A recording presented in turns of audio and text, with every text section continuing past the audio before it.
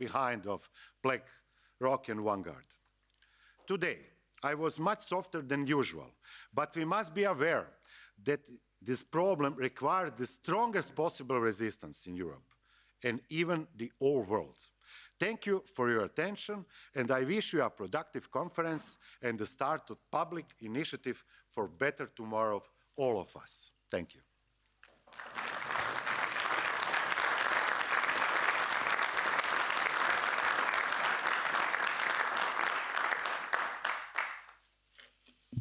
Good afternoon.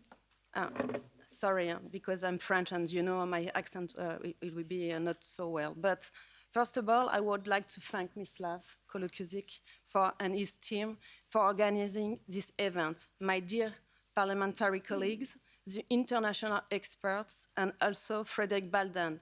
This is the man who is demanding the removal of the President of the European Commission, Ursula von der Leyen, and is here, and we can applaud him.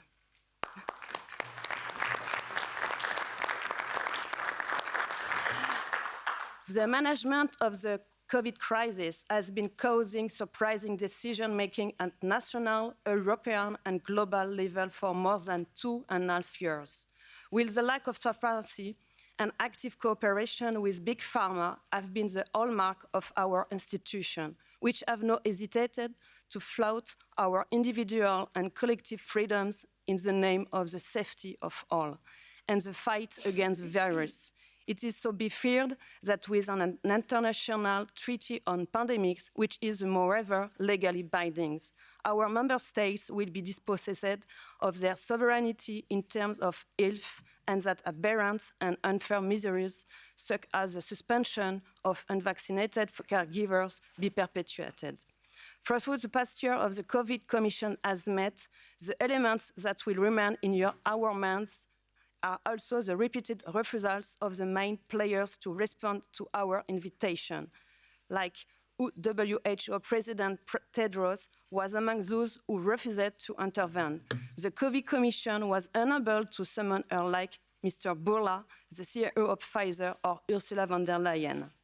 The 5th of June, the World Health Organization has announced that it will use the European Union Digital COVID Certificate to launch our global digital certification system thanks to a historic partnership to strengthen global health security, according to its director, which states that the future system should help facilitate mobility and protect citizens around the world against current and future threats to health, including pandemics. But who asked that? This global organization therefore tacitly validates the failure of the European Union in terms of management of the pandemic and vaccination policy with a flagrant lack of transparency, conflicts of interest, and draconian measures linked to the health pass. Transferring this power to the WHO is tantamount to creating a sort of world health government, dispossessed states of their sovereignty and further alienating citizens from decision makers. In this management of a pandemic, the state remains the best level to adapt its measures to real situation without falling into the ears of generalized draconian measures, such as confinement, of prohibition of access to certain public places, which are not always justified. We are opposed to the establishment of this global governance, the tools of which will have significant consequences of the private lives of citizens who are increasingly subject to the draconian measures imposed by unelected technocrats in globalized structures. Thank you again to be there. Thank you, we need you, and because we're keeping this fight, and thank you again to be there.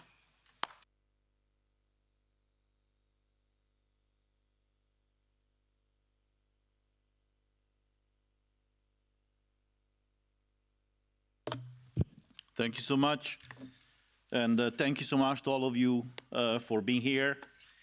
I have to tell you that 2 years and a few months ago, when we started to express our public concerns about the digital COVID certificate and the fact that our rights as individuals, as well as MEPs, were severely violated, we did not expect that our message is gonna travel all across the world multiple times.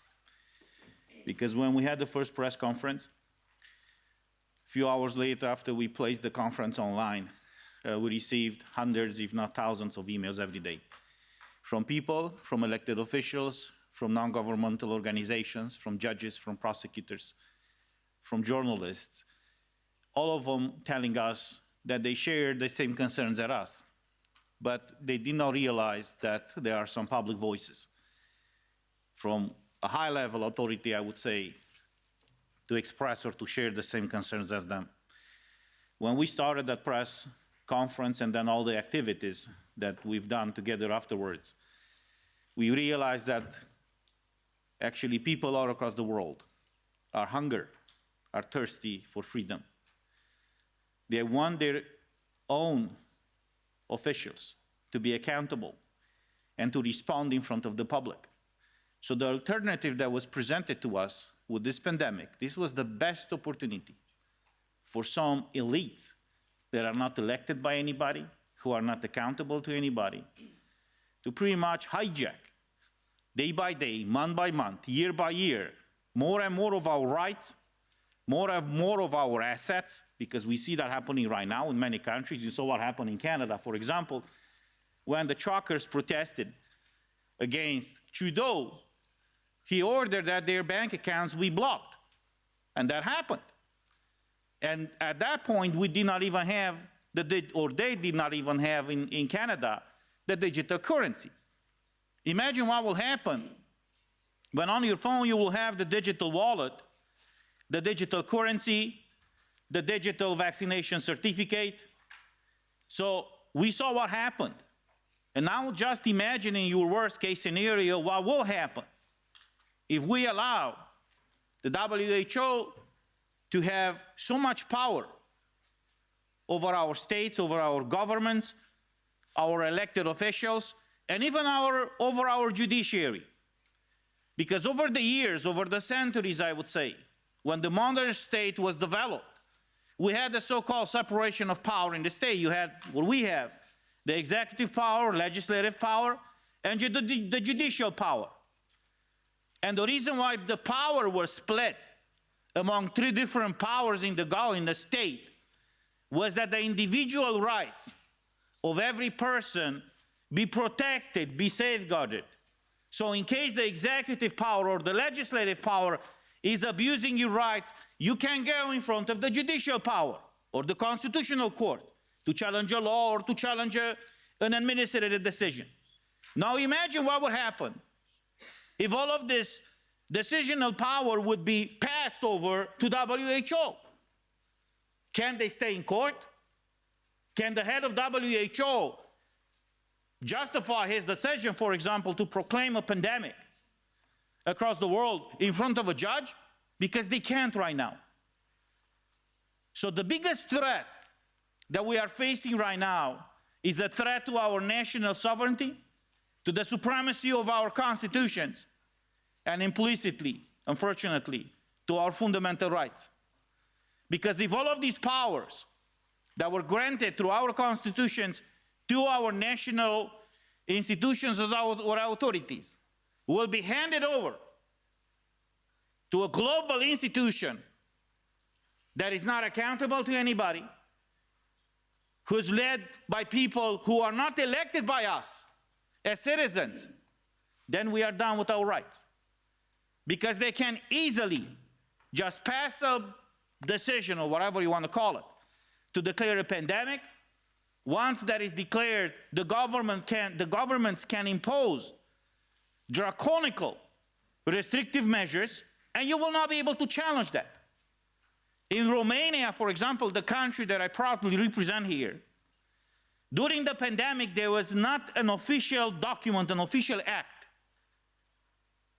released, submitted by any Romanian governmental agencies to declare in Romania a pandemic. So there were people challenging the pandemic in court, and the government came and said, well, there's a press release from WHO, and based on that press release that says, well, as of tomorrow there's going to be a pandemic, we behaved in a certain way. So imagine a press release played the role of implementing or calling something a pandemic. And we did not even have the treaty that they are talking about. So I'm glad that all of you are here today. I'm looking forward to sharing with all of us and with all the Europeans your insights. And I'm looking forward to working with you, not only to support all the initiatives that you have, but also to make people of Europe aware that in 2024, in the month of June, for the European parliamentarian elections, they have a very clear option and choice to make: freedom or tyranny, democracy or lack of democracy, transparency or lack of transparency. And as I said at the beginning of our press conferences, the difference between democracy and tyranny is very simple. When you know everything about your government, that is democracy. When the government knows everything about you, that is tyranny. So let's fight together to maintain democracy in Europe. Thank you.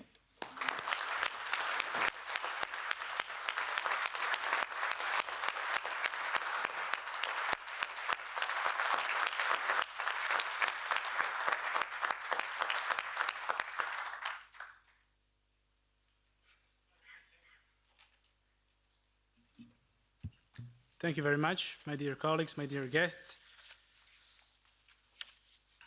As always, this is one of our many events. I am very honored to be with you here today. And I get the impression that with every passing year, the WHO is becoming less and less about health and medical science and more about politics and lobbying. Less about health policies and more about selling and promoting certain products made by pharmaceutical companies, most notably vaccines. WHO has failed humanity in COVID crisis and must be held accountable.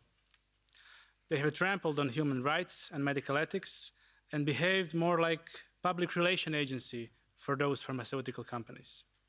WHO is corrupt, and it is more corrupt the higher in hierarchy in the organization structure you go. Many of the employees, including top jobs, are linked to private interests following the principle of revolving doors. As you know, WHO is heavily dependent on private donors, such as Bill and Melinda Gates Foundation, Bloomberg Foundation, and Rockefeller Foundation. And of course, WHO is also dependent on big pharmaceutical companies that have a seat on governance board of Gavi. Gavi is another top financial contributor to WHO. Their contribution, the private contributors, and their influence shadows hundreds of member countries, especially the ones in Africa, Asia, and South America. Also, since we are in European Parliament, one of the top financial contributors to the WHO is European Commission, the so-called government of European Union.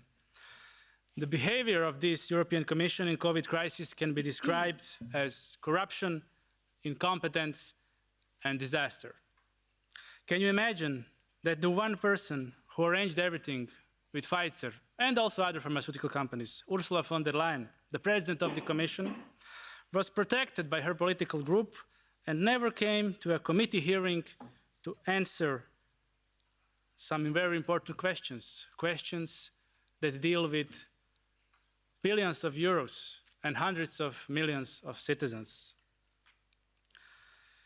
No, she never came to that hearing. She avoided it. But then they said, all right, there won't be any hearing in the COVID committee, the special committee. We'll make our own hearing in the bureau, in the presidency of the parliament. But in the end, not even that happened. Not even this tiny piece of smoked and mirrored transparency happened. So not even this event that was supposed to happen behind closed door ever happened. Is this democracy? Is this transparency? It is not. It is not. And the final report of the COVID committee even failed to report in a proper way on this first step of problems that we had during COVID crisis, and this is transparency. Even on that first step, it failed to deliver. This pandemic treaty that we speak of is nothing more than an attempt by WHO to get more power, more control, and more money. They want to take health policy from sovereign nations to a centralized body, globalist, bureaucratic body, technocratic body. That's not what we want. That's not what I want. This is not why I'm here. I want these policies to remain and to be made at home in our national institutions. I fully support the European Citizens Initiative, freedom and trust, due to its democratic, legal, and awareness-raising implications. And finally, we must not give up our sovereignty to non-elected, highly corrupt, criminal, private international organization that acts solely for financial gain with every passing year. Thank you.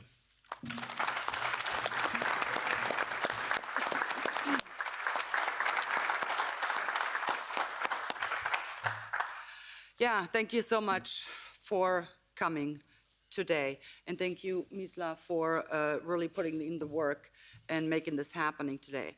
And I really will have to say, I am so very honored to be here with 7 very brave citizens who came here today to launch an initiative for a European Citizens Initiative, an initiative which will hopefully be accepted by the EU Commission, although I don't really hold my breath, to be quite frank, but I seriously hope we will be able to do that.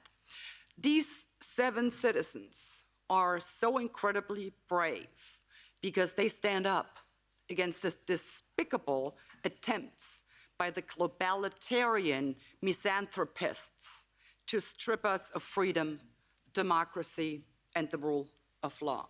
They simply say no to the attempts of granting an unelected body governing powers. They simply say no.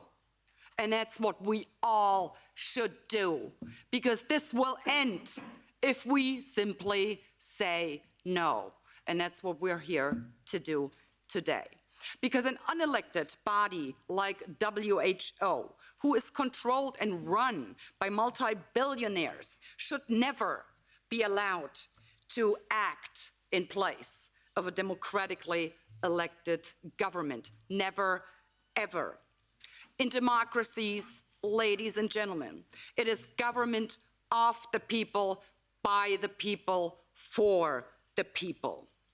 And any government of anywhere in the world who disregards this fundamental principle of democracy by supporting this unprecedented power grab by WHO is an anti-democrat demonstrating nothing but his utter contempt for the people. And these 7 brave citizens, they will not stand for this, and neither will we.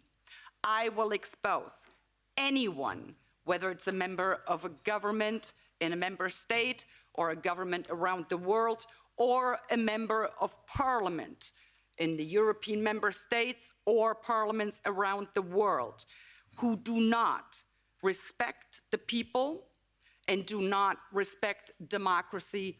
I will see to it they will be exposed, each and every one of them, by name. Because guess what?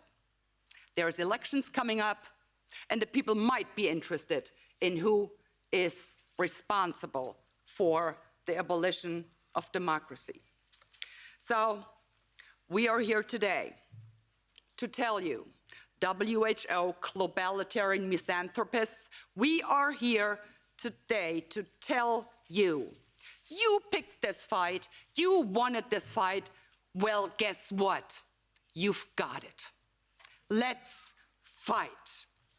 Because these brave citizens, my colleagues and I, we will not tire to fight you every step of the way.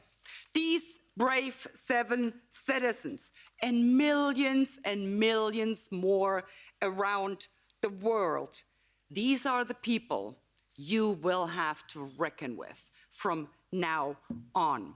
Because We are millions, millions around the world.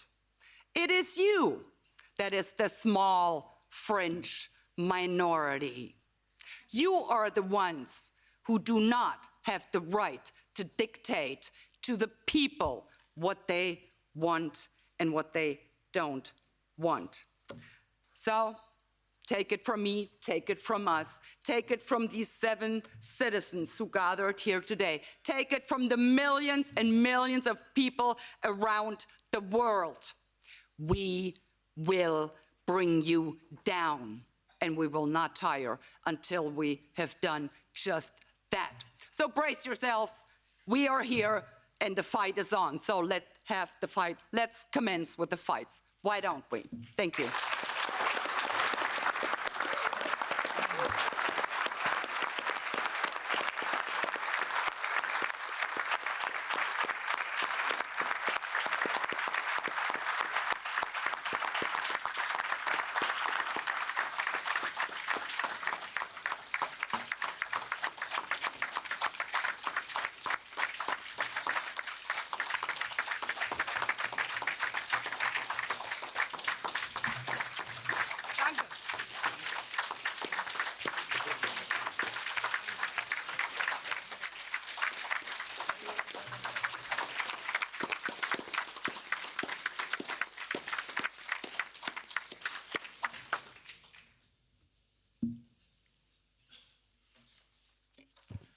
Thank you. Now is the time for the brave people from almost all Europe to take their place.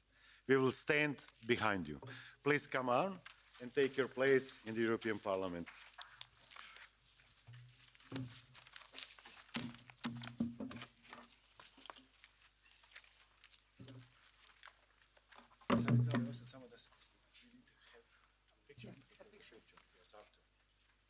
Christian.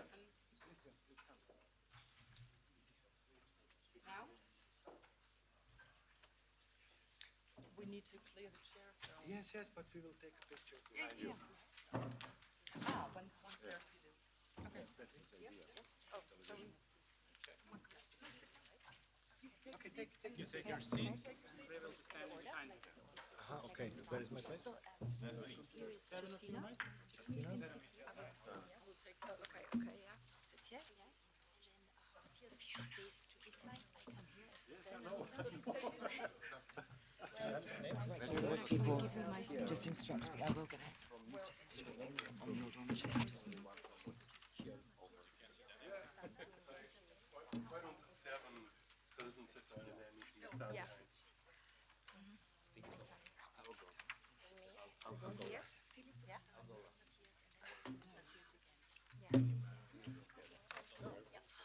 You need to introduce the camera. You need to start and introduce the camera. Because he endorses you. Justina. Yes. Justina, you start.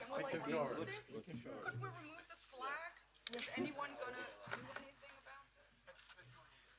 Yeah, exactly. See, there we go. Yeah, I'll just introduce you and then. Bravo. Oh, that's gonna be bad press.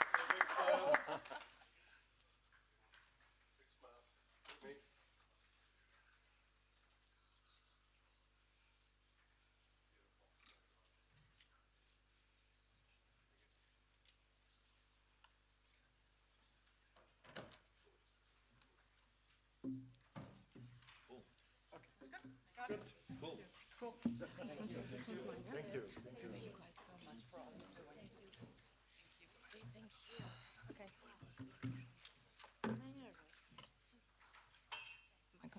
Me?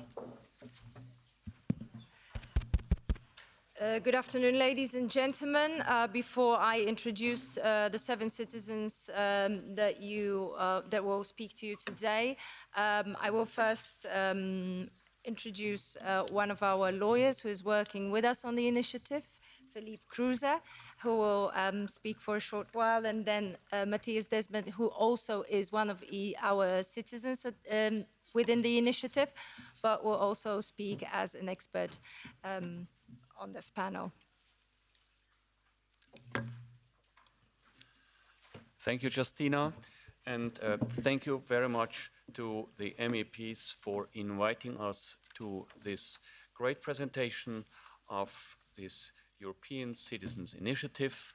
It's a privilege to be here and to assist this project, and I shall not start without thanking the 7 European citizens that had this brave idea to start this European Citizen Initiative. Thank you very much.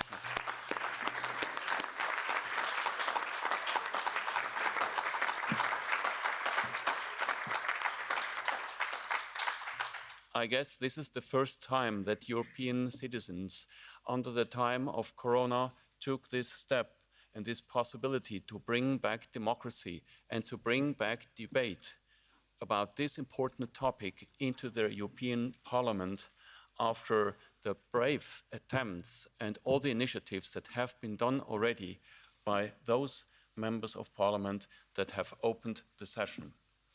And now I have the privilege to briefly summarize the situation from a legal point of view. Why are we here? Because we all experienced since early 2020 an unprecedented excess and abuse of power of governments at the same time all over the world. They did what they did under the leadership of the World Health Organization under the pretext of a perpetuated war against a virus. Almost all countries in Europe participated, and they participated in a perpetuated pandemic regime of restrictions ever and ever extended, but never proven by scientific methods. Scientific best practice standards and fundamental human rights were totally put aside. Freedom of movement, self-determination, bodily autonomy, free speech, free information, economic freedoms, and most sadly, human dignity. No chance for a defense against this excess of power. No effective judicial control. I had to experience that with many of my fellow lawyers in the past 3 years.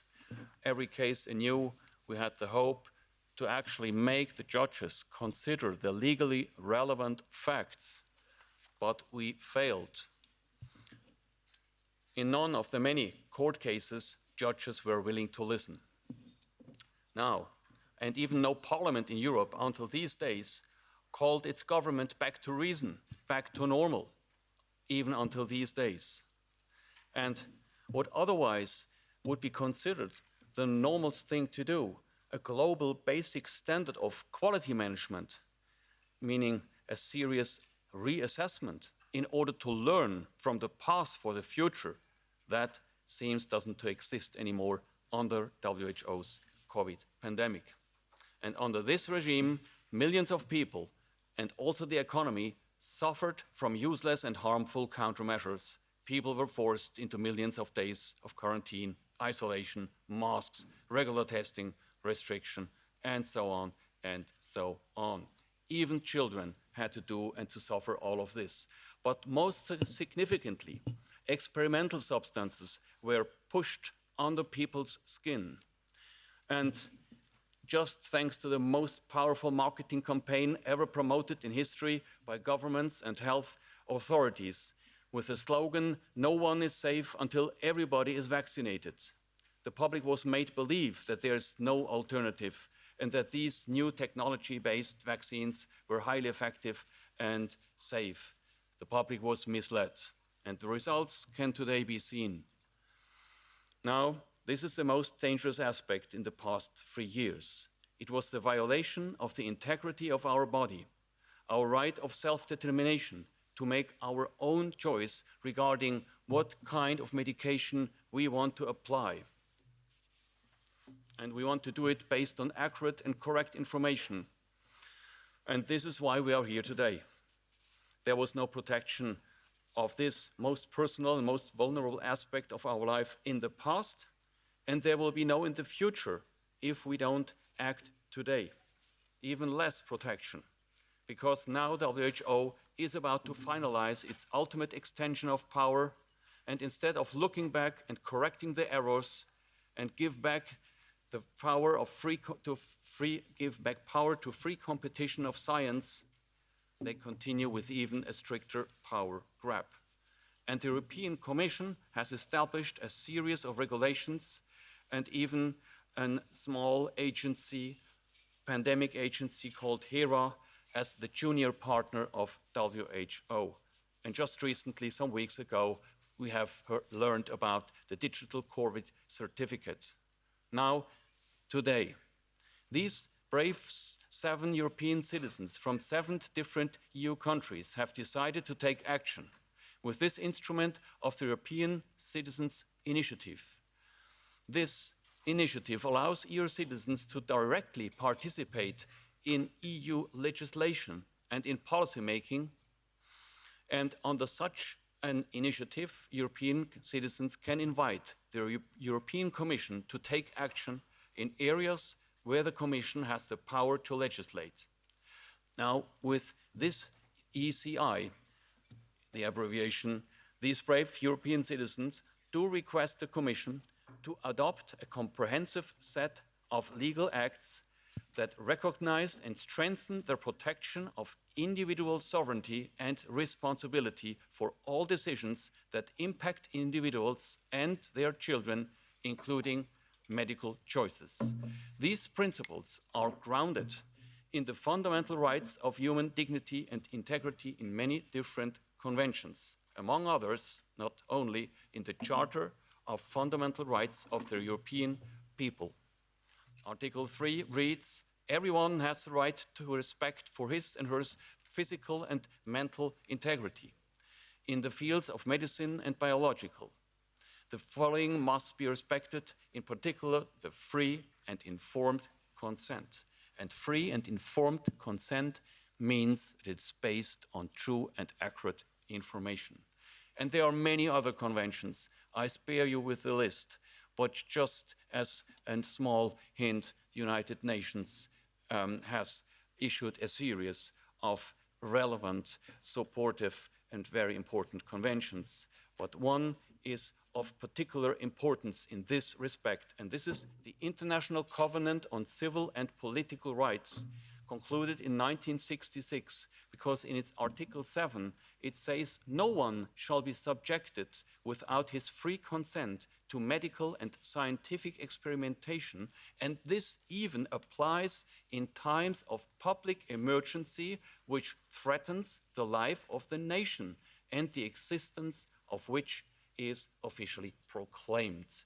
So this is mandatory international law and must be respected and shall be put into this initiative as a driving factor.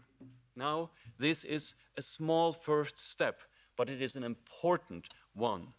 And it will be a first important step to defend our right of self-determination and to say no to every power that ignores personal integrity, and to defend the right to decide what we want to have in our body and in the body of our children.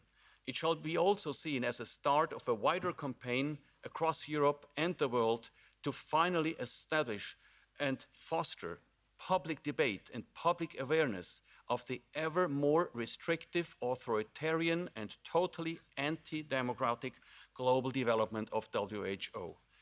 Together, we will restore democracy. We will bring back human rights and human dignity to our countries and bring those who tried to abolish all of these principles and values to justice. Thank you very much.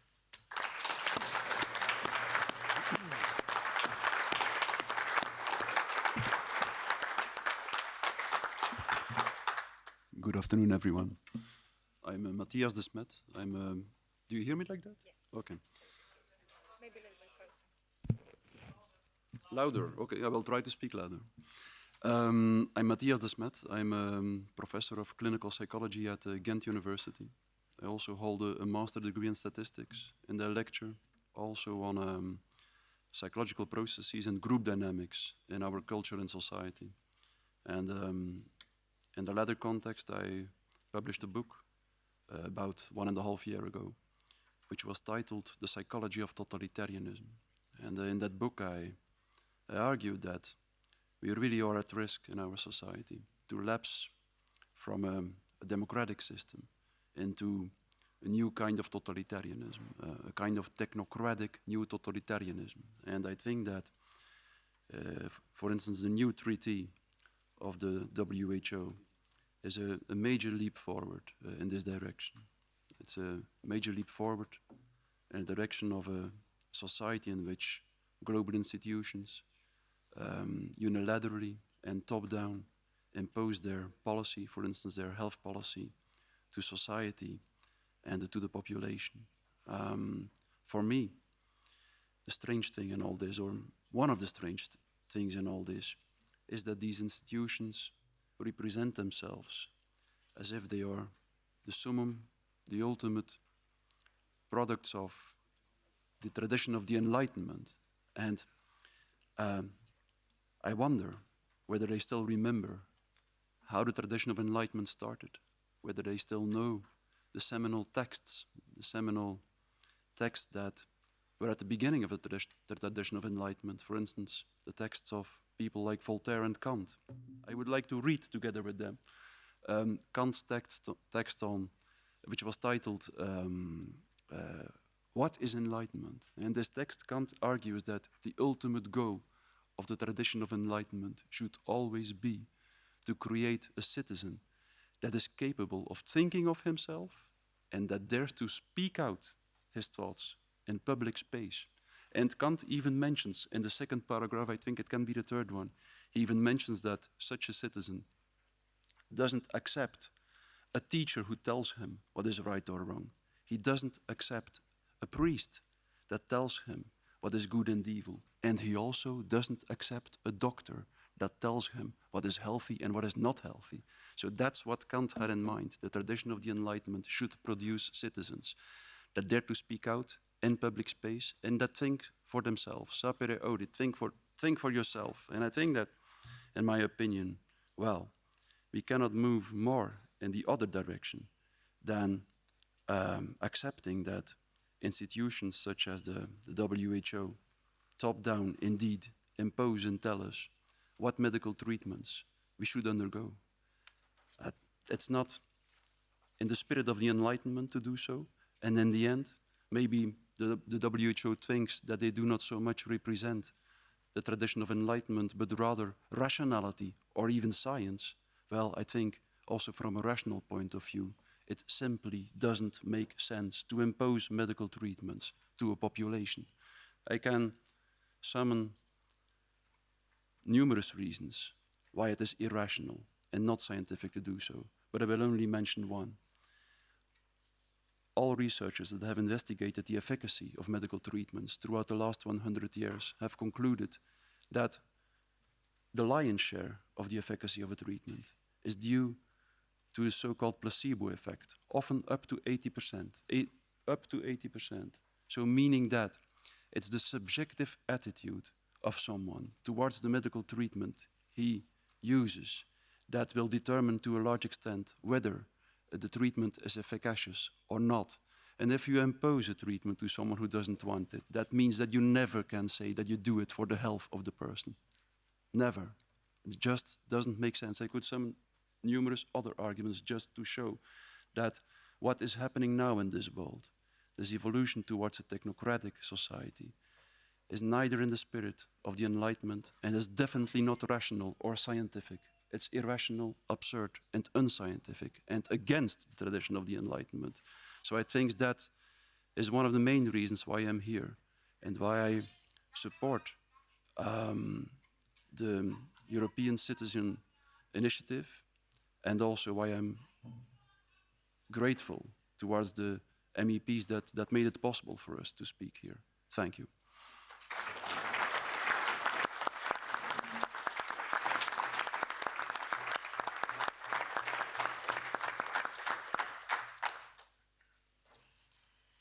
Good afternoon, ladies and gentlemen. My name is Justina Walker, and I am here today as a Polish citizen. and one of the 7 European citizens to introduce to you this European Citizens Initiative project that we have been working on. Over the last 3 years, we as individuals and collectively as citizens watched our governments and our representatives very closely. We voiced our opinions, we've marched the streets to be heard, and we made every effort to create a dialogue. However, as we stand here today, we realize that the world in which the citizen's opinion and citizen's voice as primary factor in making decisions is slipping away. We have seen non-governmental entities injecting themselves into our health, into our homes, into our privacy, and into our wealth. This is not what we as people want, and this is not what we as people need. The reason we choose to give our vote or our backing to our representatives in any capacity is because we do not want the unelected, self-proclaimed leaders to decide on our behalf. This includes negotiating with private, non-transparent organizations such as WHO, and in the process ignoring objections of the citizens. We as people not only choose, we put our trust in you, and the trust has been broken. Today, what we see is these unelected, disconnected from the average man or a woman's view technocrats, pushing their vision of the world on us and being helped to do so by our own representatives. There have been many petitions, there have been many declarations, and many of us have come together on European and global level to say no to this power grab that we are seeing currently. With implementation of such tools as international health amendments and WHO treaty, both to be introduced in European countries and beyond in May 2024, we are facing further push from these unelected, self-appointed organizations and individuals who want to make decisions about our freedom of choice. And so, with loss of trust in our government and the institutions, with growing craving of these unelected entities to curb our freedoms, we as citizens decided to use the ECI, which is the European Citizens Initiative, as a tool to be publicly recognized and finally heard. European Citizens Initiative, as my colleague Philippe has said prior, was introduced with the Treaty of Lisbon in 2007. It was inspired by Switzerland and its existing direct democracy tools. It aims at increasing direct democracy by allowing EU citizens to participate in development of EU policies. Nowadays, we are hearing more frequently that the European Parliament and the European Commission see the disconnect between the people and the institutions, and yet they proceed to listen to these self-elected representatives, such as Director General of the WHO, or head of a non-profit organization such as World Economic Forum. This continuous curbing of freedom and loss of trust is the reason why we want to introduce the Trust and Freedom Initiative. Thanks to the tremendous work of our team, that includes not only doctors, lawyers, activists, but also us as mothers and fathers, people from different walks of life, we will be putting forward our ECI, the European Citizens Initiative, to the European Commission within the coming weeks. And we are asking all citizens of Europe, when this happens, to sign it electronically if possible in your country, or by finding or contacting us to create an event in your community to collect signatures. This is the opportunity for your voice to be heard, your voice as an individual and your voice as a collective, so that these grand halls and chambers of European institutions where the lobbyists negotiate their private agendas to the detriment of all of us, not only echo somewhere there in the distance, but reverberate loud our objections, starting here in Brussels. Within the next months, we aim to collect 1 million signatures across Europe to show our unity.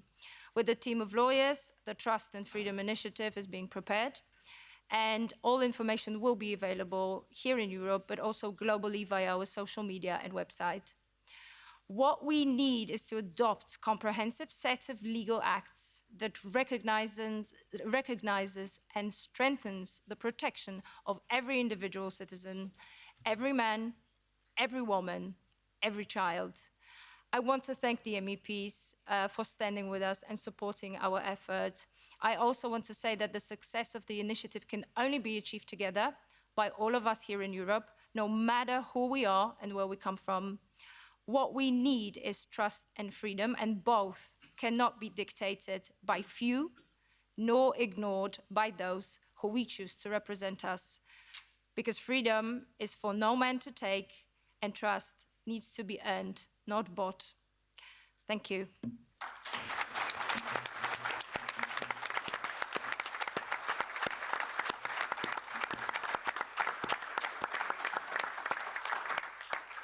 And with that said, I'm going to hand over again to my colleague Matthias just to say why he is a part of the ECI with us.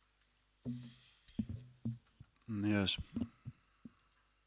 Well, I'm here in the first place because, well, from the beginning of the Corona crisis, okay, I'll try to speak louder or bend forward a little bit. Yes, so from the beginning of the Corona crisis, I started to speak out because I had a feeling that if I didn't speak out now, I should never speak out again in my life. And that's exactly what I think your initiative intends to do. It's allowing citizens to speak out. In my situation, I was speaking out in the first place as a professor in psychology who noticed that there were very strange things going on in our society. And I noticed how most people, maybe up to 70%, bought into a narrative that in so many respects was utterly absurd and blatantly wrong. And I just noticed how people in one way or another seem to lack all capacity to take a critical distance of the narrative that was seizing power in society. And at the same time, so I noticed, for instance, that this narrative dramatically overrated the dangerousness of the virus immediately. I immediately noticed that. I noticed that probably by the mortality of the virus was overrated with a percentage of about 1,000%, I think. It was rated 10 times more mortal than it actually was. And also, people seem to be blind collectively for the collateral damage of the measures. And that, for me, was the moment when I decided to try to bring to people's attention what psychological processes could have been happening there.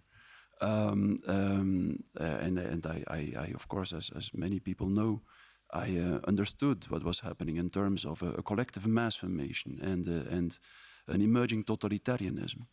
And at the same time, as I was thinking about the phenomenon, I noticed that the historical examples of similar situations in which mass formations emerged all showed that the only thing we can do about such a situation, about such a collective group dynamic where people become collectively blind and start to become extremely intolerant for people who think differently, that the only thing you can do about this is continuing to speak out. And I think that's something we have to be aware of. If we don't want things to get much worse, then we will have to find the courage, each and every one of us in its own way, to speak out and to articulate our opinion when it goes against the dominant discourse. So that's why I'm here, and that's why I support this initiative.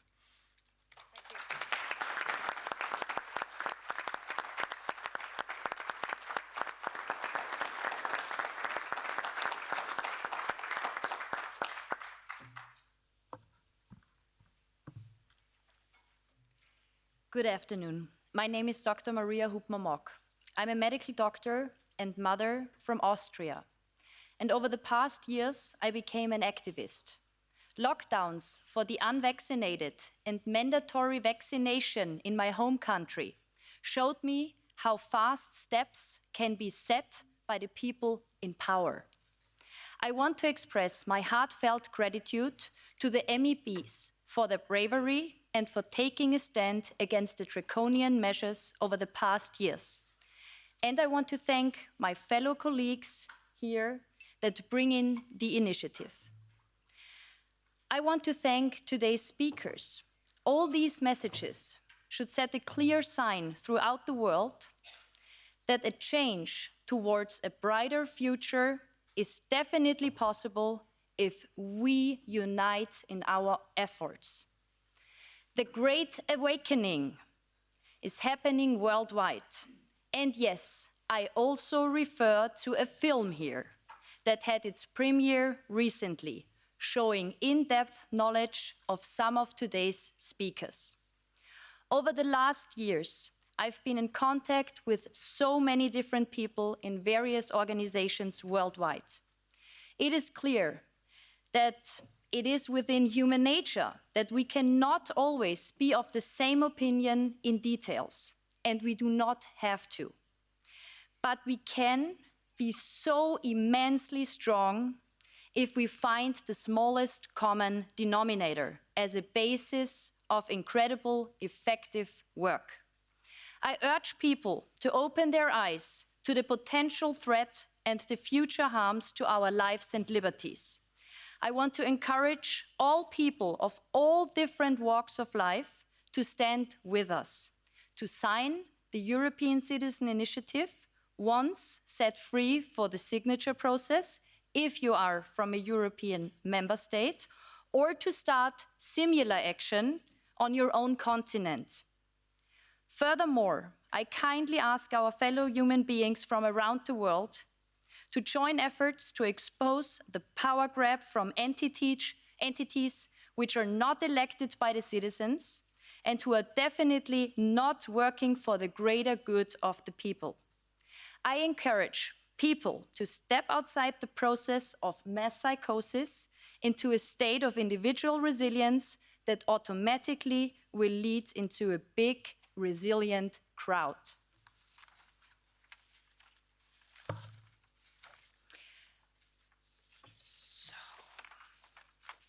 Here we go. Reach out to your regional communities and politicians. Make them aware of what is happening. The ECI will help to encourage people to take action. We are many, and we will be so many more soon. I want to bring up a quote by J. Edward Griffin. He said that any change in history has been made by the 10 to 15%. We are, by now, way more already. We have reached the critical mass. People from all walks of life are invited to join forces because now is the time for the inspirers of change, the planters of seeds and the bringers of truth, for the independent media that has the courage to break through, for the filmmakers that reveal the lies to free our minds, for the singer-songwriters and poets to write and sing of freedom and liberty, for the artists to create a new picture of the world, for the scholars of law who uphold honesty and integrity, for the wisdom of the healers, teachers and guides who remind us that the truth is in sight if we only look and see. Now is the time to see that the light is more powerful than the darkness could ever be, and nurture our resilience deep within. Independent media is a key factor and so important. Thank you to all media outlets. Thank you to the independent media for spreading crucial information and to report on today's initiation event. I also want to remind us all that yesterday, on July 3rd, was Julian Assange's birthday. We send Julian our best wishes, and I want to quote Goethe, who said, "The living should hope." We need to raise the volume on the sound of freedom in so many areas. I want to end my speech with the invitation to every person out there to watch out for a film that is based on a true story with this exact title, The Sound of Freedom, that has its premiere today on July 4th. And please save the date. We warmly invite people from all over Europe and from throughout the world to come to our Europe for Trust and Freedom rally to the city of Vienna in Austria on October 1st, 2023. It will be wonderful to experience the feeling of unity at such a big in-person live event.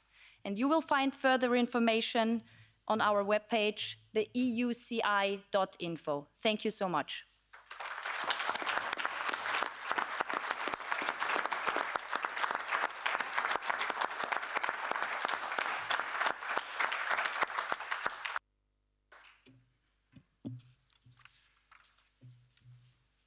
Is among all options the World Health Organization an organization we should trust? Yet the WHO has no democratic legitimacy, nor are there any independent supervisory boards to effectively monitor the organization's work. And now a legally binding international pandemic treaty, really? I'm the father of 4 children. I have been a lawyer for 28 years now, and I'm involved as an advocate for fundamental rights and democracy with the German Lawyers Association, Lawyers for Enlightenment. And since the last weekend, also a member of the International Association of Lawyers for Human Rights, which we have founded is exactly last weekend in Cologne to unite all critical thinking lawyers worldwide who still care about human rights. With that background, and also with the background that I'm a journalist and also a book author, I have written a book, Corona State, in which I retell the events surrounding Corona from a German perspective and classify them from a legal point of view. With that background, the goals of the treaty scare me. They do not reassure me. Early detection and prevention of pandemics means, I fear, the establishment of a global early warning and surveillance system. Establishing and strengthening the WHO as the coordinating authority for global health issues probably has the practical effect of disempowering national and local health authorities, and this fundamentally contradicts the principle of subsidiarity. Why call for an international regulation when a problem can be solved just as well or even better nationally or locally?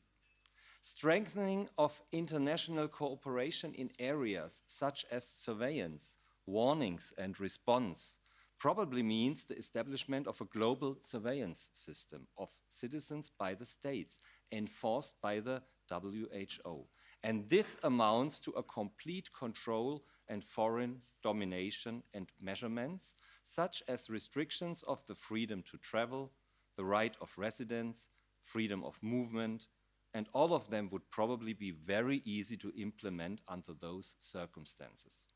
In my opinion, the worldwide fight against false information would ultimately mean nothing other than the introduction of censorship at the discretion of the World Health Organization. All 4 goals would lead to a global surveillance and paternalism system of the World Health Organization. In the past corona pandemic, for example, the WHO showed through a global failure that it was at no time able to assess the situation correctly. The transfer of power to an anonymous, non-democratically legitimized organization with mafia-like structures, which is supplied from dubious sources of money and is close to the pharmaceutical lobby, to put it mildly, and which in future is to determine uncontrollably when a pandemic has broken out, when it is over, and how people worldwide are then to behave, is to be decisively rejected. The whole thing is made even more dramatic by the fact that governments, like the German government, are now linking the pandemic treaty issue with the second issue, climate change. Those who argue in this way obviously want the World Health Organization to be able to declare health crisis at its discretion and send people into further lockdowns or other measures as needed. But I do not want an anonymous world organization to decide for me, and certainly not for my children. I don't want anyone like those organizations to decide in future how to behave, how I have to behave in a crisis that may once again not be a real one, but only a man-made one.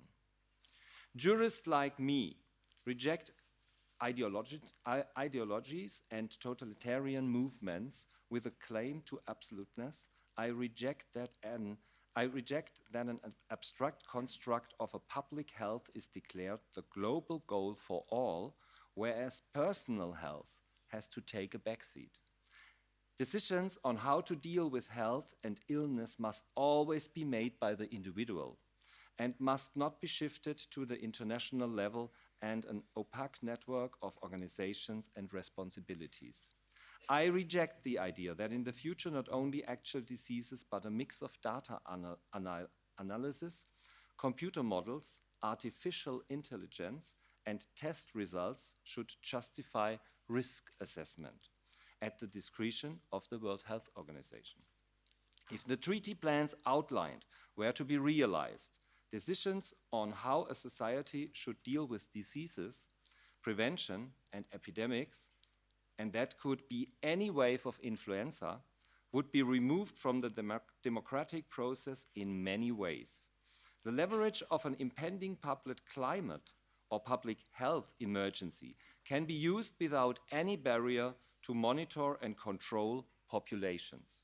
According to this logic, the monitoring must take place permanently, because otherwise, according to this logic, it is not possible to recognize at an early stage when a state of emergency is imminent. I reject this. I also reject the fact that every person is considered a potential danger as long as she or he has not proven his harmlessness. None of this describes the world I want to live in. It's not the picture of a world I want to pass on to my children. Therefore, it's a clear no to a totalitarian world government engineered by WHO. Thank you.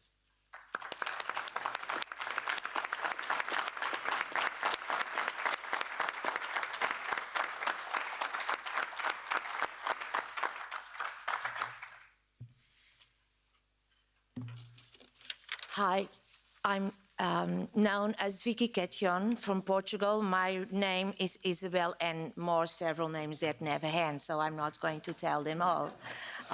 We, the Portuguese, like lots of names. So, ladies and gentlemen, I would like to deeply thank the members of the European Parliament that invite us to support the European Citizens Initiative. It is with my great gratitude and heart that I will say, in behalf of the Portuguese people, thank you very much for this opportunity, and for our Lusitano soul finally are represented here in this parliament, the Portuguese soul. Sam, thank you very much. We have never, thank you.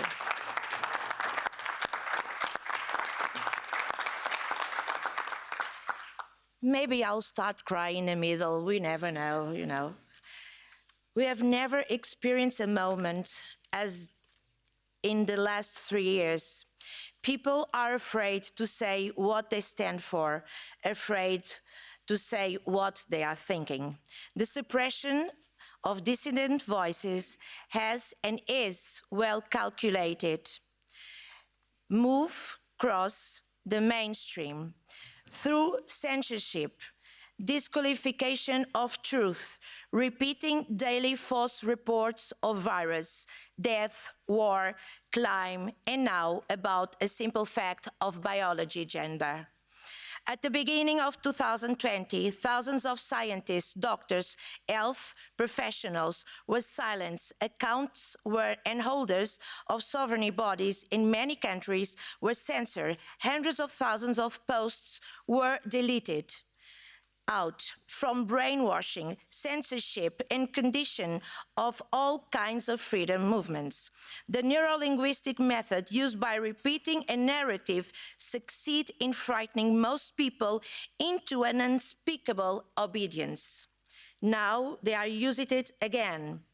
In Portugal, as well in many other countries, access to health, medical treatments, consultation, diagnosis, and surgery have been cancelled. The consequences of these measures are too serious to be ignored here or all over the world. And these consequences will last for several years yet to come. The loss of many lives, and that has a name: genocide.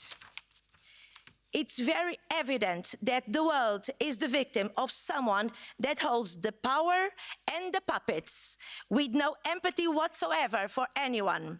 The imposition of the respective certificates has never been less than an insult to our intelligence and freedom. The pushback the same certificate will deprive us all for the beginning and the principal pillars of sovereignty and freedom. Make no mistake, all of this due to National Socialist left, extreme left, and many others disguised as something else policies, but all in collusion for the implementation of extreme poverty in Europe countries. They are creating the foundation of frightening regimes where values are inverted. The invasion of our lives, the control of our money, impeding the growth of our quality of life is our reality now. The state exists today to destroy, punish, persecute, and expropriate us from everything, even our soul. And suicide increases because of despair. Somewhere, at some point, the values became inverted, and life means nothing to these people. About my country, Portugal, the Portugal people, I'm sorry. I told you I'll start crying. Each time I talk about my country, the Portuguese people are being strangled by taxes and more taxes and terrible decisions to end the opportunity of work and growth. Maternity wards and pediatric wards are closed. Our cities are full of homeless people. Too many lost their houses to banks that double their raise interest too soon with no warning. I wonder, what are the Portuguese parliamentarians doing here in this house? What they are doing about this and so much more I will have to say. This European formula is not working for us anymore. It is time for the European Union to recognize that we are on the brink, on the end of the European social project. It doesn't exist. What exists now does not represent European people, where they are almost no European at all. That's one other reason, amongst many other reasons, that people, as well this Parliament, must support the European Citizens' Initiative in order to become truly a project to safeguard us and not to destroy and exclude us from our homeland and safety. The solution is to work with us and not against us, so this Parliament become our European home again. Finally, we don't ask, we legitimately demand that these rights, the rights of children, must be respected in the first place, and that is whole doctrine of sexualization with a clear path towards the normalization of pedophile ends right now. May this institution emanate with dignity that respect for the innocents and for all families without any distinction of orientation. Family is family, no matter what, as long as they defend and preserve the dignity, respect, and safety of a child. I know that because I'm the mother of 5 and grandmother of 7.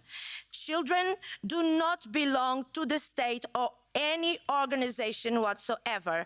Our human rights are inalienable, just like our freedom, and we do not recognize the WHO legitimacy to decide strictly anything about our lives. The World Health Organization aims for countries to surrender their sovereignty. But let me say this very clear. No one has the authority to hand over the sovereignty of a people to a third party without clear information and total consent. And if they do so by changing or overstep our constitution, it will be high treason to homeland. And this is the most important reason for every country, every single person, support, enjoy the European Citizens Initiative. So together we live a legacy of truth, democracy, security, and freedom for the future of humanity. Today, with the strength of this initiative and your strength, your example, the parliamentarians that invite us here and support us through all these years, these 3 years, may the world and Portugal listen to these words and support our initiative. And for my fellow resilience and resistance people in Portugal, I will always end like we always do. People like all of us, we never, never give up. Thank you very much for having me and listening to me. Thank you. Obrigada.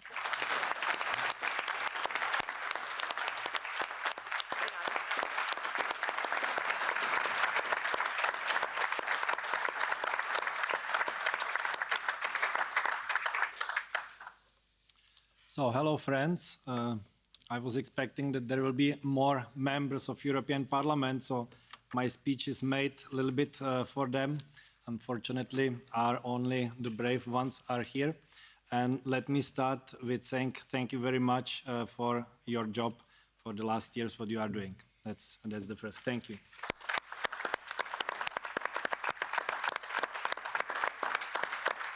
Thank you especially to Mr. Kolakusic, who invited us, and to Christina Anderson, who supported the initiative with very strong words. So thank you also to Justina Walker, who started the initiative, and because of her, we are here.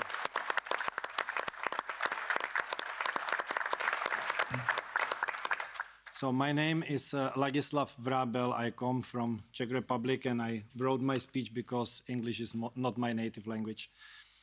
I came here from a country where people are arrested, sent to the court, and punished for their political views, where the state is censoring private media and its own citizens. I myself have been illegally arrested and sentenced for my political views. You can read on the Home Office website that the government is paying communication experts and psychologists for strategies to prevent political ideas of activists from reaching the public. People in my country are forbidden to obtain information, are manipulated by the omnipresent propaganda, and are afraid to speak their minds. The trend is not improving. On the contrary, the European Parliament is preparing new laws to control the content on social media. That means, and I'm not now talking to you particularly, but those members who are not here, that means you are about to silence the people who gave you the voice. And even more than this, you are handing over this power to a largely privately founded and controlled organization, the WHO. So, tell me, honorable members, why we voted you? To forbid us from getting information? To censor the public discussion? To hand over the power of decision to a rich private investors? Look, Bill Gates is a person like me, like you, or like my colleagues here. if we assume living in a democracy, I mean, Bill has the same rights and responsibilities under the law as any other person, right? We know that. People didn't elect him to make laws for them. So if you transfer the right to make decisions, which you got by the people electing you, to private investors, you have destroyed parliamentary democracy. And if you allow these landlords to tell us when we can and cannot leave the house, when we can cross city or state borders, or what we, the people, can and cannot say, you have turned our democracy into a new version of feudalism, because they are landlords. So let's wake up from this terrible dream. Freedom of speech cannot be limited without being lost. So let's speak openly, publicly, loudly, and free. I would like to comment what Matthias Desmet, the hero, said in the beginning, because he is the example. He is the one who convinced me to continue to speaking. Even I was arrested, sentenced by the court, and prosecuted, because we really have to keep speaking. This is when the totalitarian is coming, when the people are afraid, they are counting on us that we will be speaking. There are many bright people here I met, amazing people from all the world, and thank you all that you are speaking. I think this is the major thing what we have to keep, speaking openly and freely. So let's go back to the freedom, power to the people. I'm not sure if we win, but let's give it a chance. All people for freedom together. Thank you very much.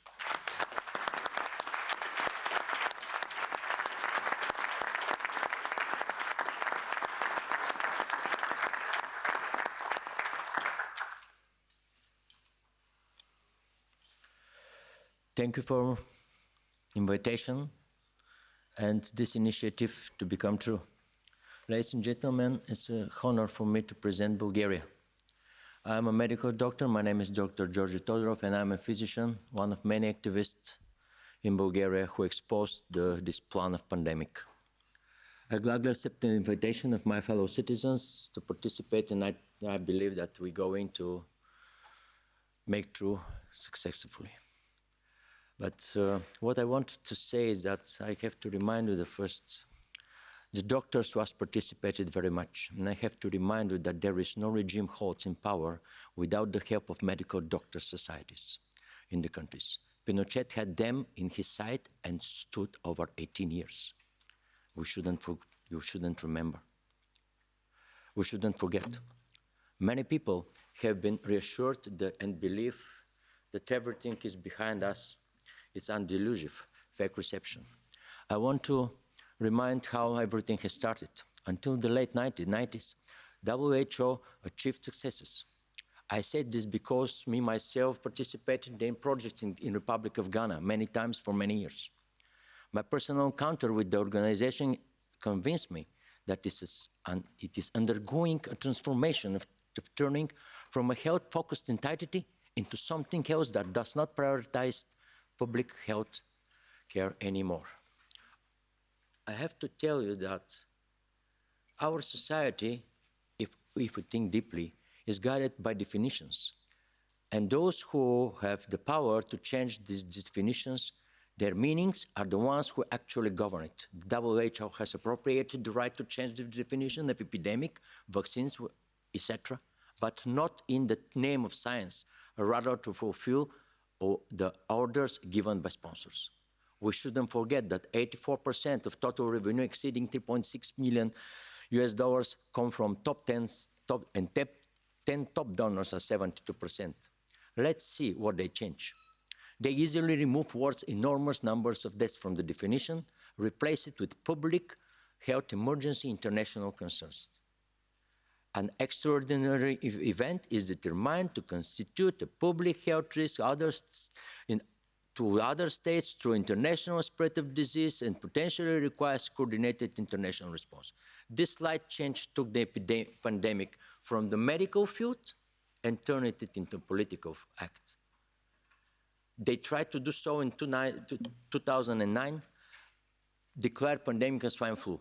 The governments were pushed and squeezed to make extra budget expenses, later turned the expenses in vain, and the purchased medicines became trash. Failing then, the next attempt through volatile public health emergency of international concern declared in January 2010 turned to be COVID epidemic only 41 days later. This act as the biggest achievement of the purposes of WHO. And they untied the hands of governments to restrict us in many ways, wearing masks, mandatory contract restrictions, limitation of public places, lockdowns, etc. And the doctors, most of the doctors helped them and help. The beneficiaries of this change were vaccine manufacturers, government that gained more power over citizens, and the right to spend money in shadow environment to the benefit of entities with endless greed. So, changing the definitions, the same happened in the United States with the vaccines. And the words, the vaccines protects a person from the disease was vanished.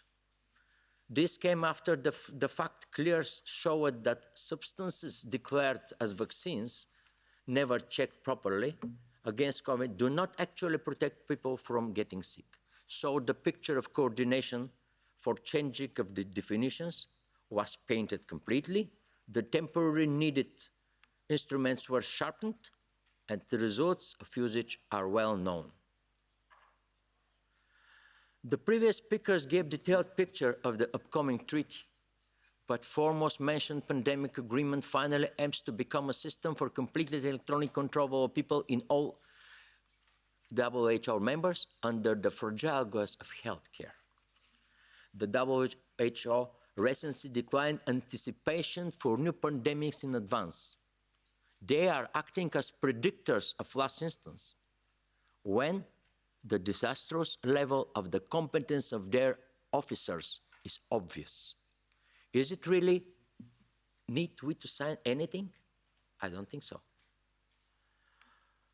For a better understanding, it should be emphasized once again that fear will always be the first choice for the WHO and its associated health authorities in different countries, because it is the only way to ensure that at least the majority of citizens will play along.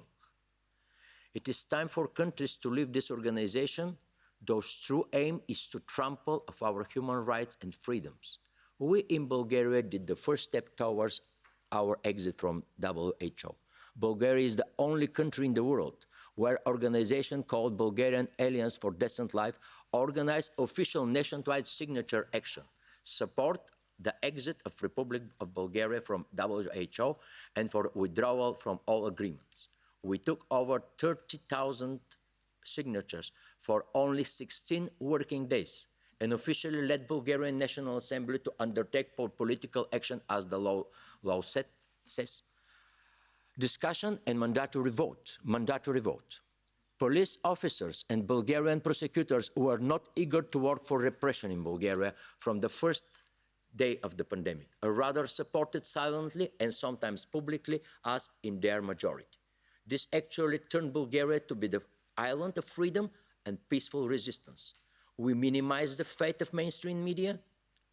The humiliation from the official government forces was minimal or none. We made them useless for the goals of WHO, especially the Ministry of Health.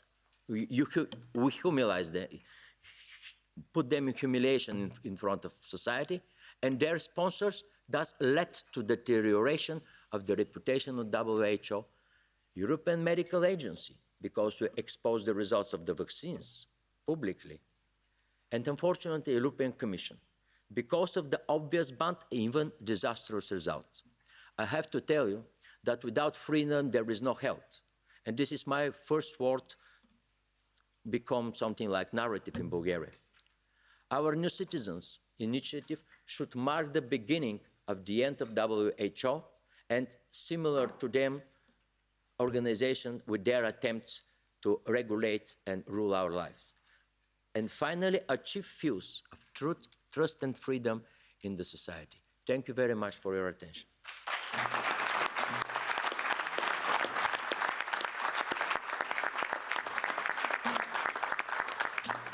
Thank you so much. I would like to thank again the MEPs. We wouldn't be here if it wouldn't be for you. Thank you for listening to all of us. Thank you for all the work that you've been doing and all the encouragement. I would like to ask the international speakers to join the panel and give us their views.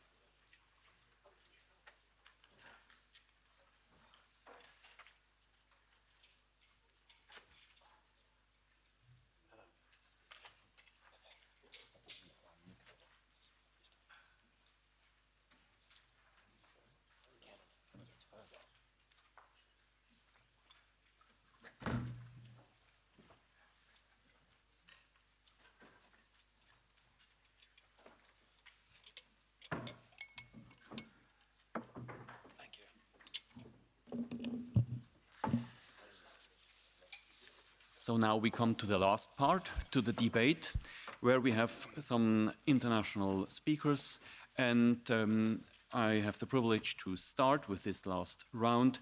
And again, I can't thank enough to the members of parliament who have made it possible for this presentation to take place, to this debate to take place, but who have also consistently, during the last 2.5, 3 years, hold up freedom and the fundamental rights and brought it all the time back into the debate of Parliament and insisted that these questions were brought to the Parliament.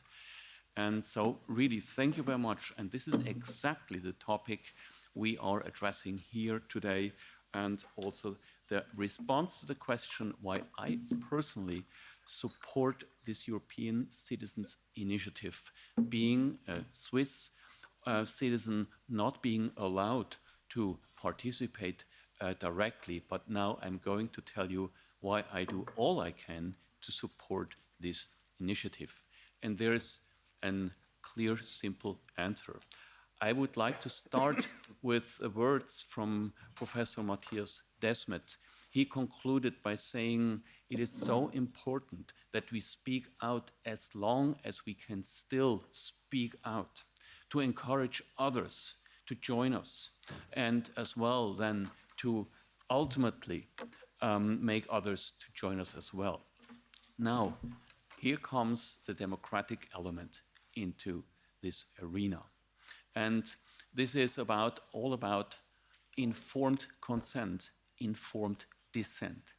If we speak about fundamental changes in our constitution, fundamental changes that are relevant for our lives, then these changes on the perspective of a constitution shall never come into place and into effect with our consent. The procedure how this is going to be done is defined by each constitution. And taking now the wider look at WHO, I had the pleasure to present the changes a couple of times, but it took me maybe 10 presentations to realize how to really explain well and understand what is going on here. And I think it can be brought down in a simple manner. WHO is going to establish a classical totalitarian structure and wants to make sure that the value of the national constitutions become zero. And if you analyze well these international health regulations, you will find 5 elements that show that very clear. Number one, there's a mechanism of self-empowerment that already exists today, but which will be enlarged to a horrible extent. It will be even more simple than until today for one person, the general director, to declare a public health emergency of international concern. I spare you with the details, but he can simply just say the word into the microphone. Second element, all what WHO will publish under the title of recommendations will become mandatory. I gladly state this portal to any media to prove that. There are still today many officials who say the opposite, who say, no, this will just be recommendations, not mandatory. That's not true. They will become mandatory. Number 3, fundamental rights. With such a regime where you have one person declaring emergency law, having all the power to make recommendations that are legally binding, you don't have to even discuss about human fundamental rights. And whether they are now still crossed out in Article 3 or whether they might put it back into, it will not change the result. There will be no effective protection on the country level for fundamental human rights. Number 4 is specifically frightening because as human beings and trying to pursue the ideals of the Enlightenment, as very well explained by Matthias Desmet, we depend on the right information. Now, in both of these instruments, in the new pandemic treaty and in the amended health regulations, we have both provisions that clearly say WHO shall be the only sole institution on the planet that will be allowed to define what is the truth in health matters, including censorship. And the 5th point is that there's no mechanism of correction. There's no mechanism of control vis-à-vis WHO that could correct any wrong recommendation or a wrongly declared public health emergency of international concern. No, they can just go on forever and forever. And all of this, of course, we know, it is done in the interest not of our health, but in the interest of those sponsors who define the true strategy behind it. Now, it doesn't take a study of law to come to the conclusion that this will heavily affect and reduce the ordinary structure of our constitutions actually to a minimum. There will be no separations of powers. There will be no checks and balances. This principle of the rule of law will be as abolished and replaced by the rule of emergencies. And most notably, there will be no human rights. Now, this is so powerful, and we have seen that this message has not come across to the public. And there has literally non-debate taking place in any parliament with very few exceptions. And I shall mention one exception, is Andrew Bridgen, member of British Parliament, who rightfully persisted and insisted in bringing this topic to the floor of the House in the British Parliament. And he succeeded. And I'm honored that he is here with us today, Andrew Bridgen. And so does also Gerald Hauser. He did the same. He made the case in the Austrian Parliament that WHO's power structure should be made a topic of discussion. Now, I come to the point, it is all about how can we engage the parliaments? How can we engage the public? And this initiative of today is a very, very valid tool of starting public awareness and starting public debate in an international level, on an international stage, and then continue with informing people because I am sure about one thing. Many people slept in the past, but if the same people would understand what is coming to them in the future, they would have an informed dissent. They would be horrified and would certainly not agree into this permanent power structure of WHO, Gavi, and of course also the European Commission is the little junior partner of WHO, is doing the same. So let's continue by informing our fellow citizens. And here I wanted to thank you again to the 7 European citizens that initiated this European Citizens Initiative, because I think it is a very powerful tool to initiate a public debate and to bring this where it has to be discussed to our parliaments. Thank you very much. And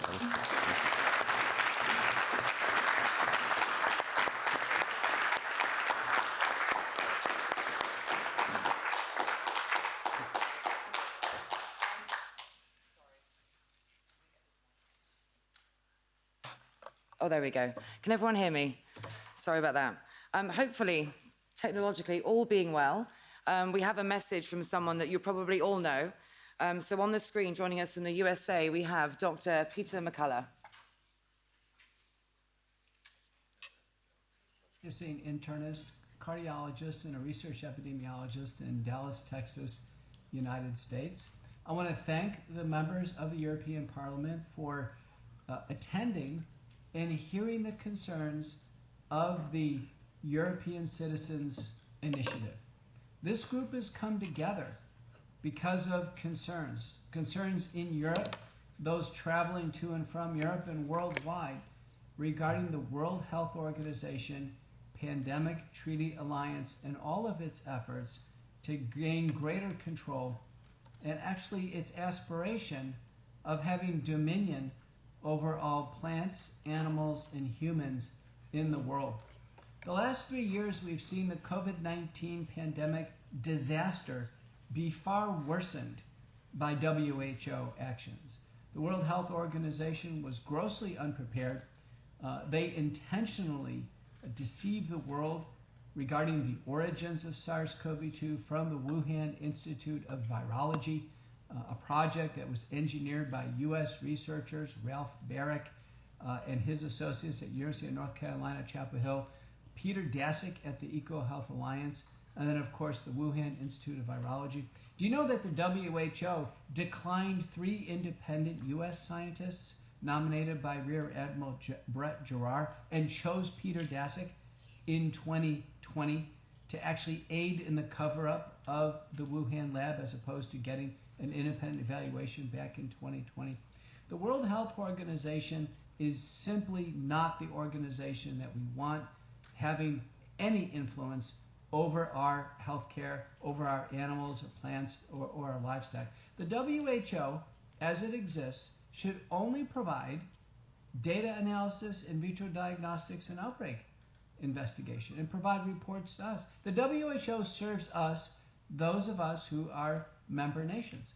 But under no circumstance can the WHO seize more power, binding by international law, than ultimately carry out what would probably be a series of disastrous public health interventions, and particularly if we have another pandemic. If we have another pandemic, we want to focus on independent scientists aiding their governments, focusing on early treatment, and under no circumstances should anyone wait in lockdown and wait for a vaccine. The COVID-19 vaccine campaign has been a worldwide debacle.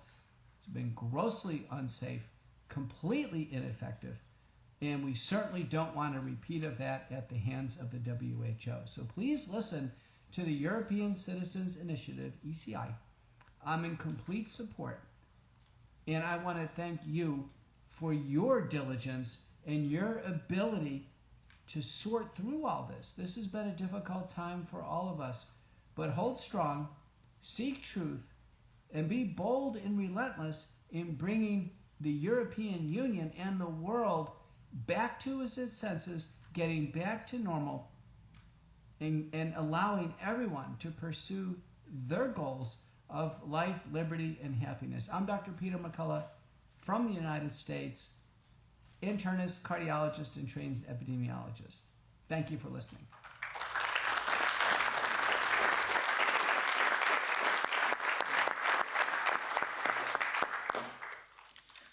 Ladies and gentlemen, we have been very lucky. We had some great speakers at this event so far, and to have Dr. Peter McCullough from the United States.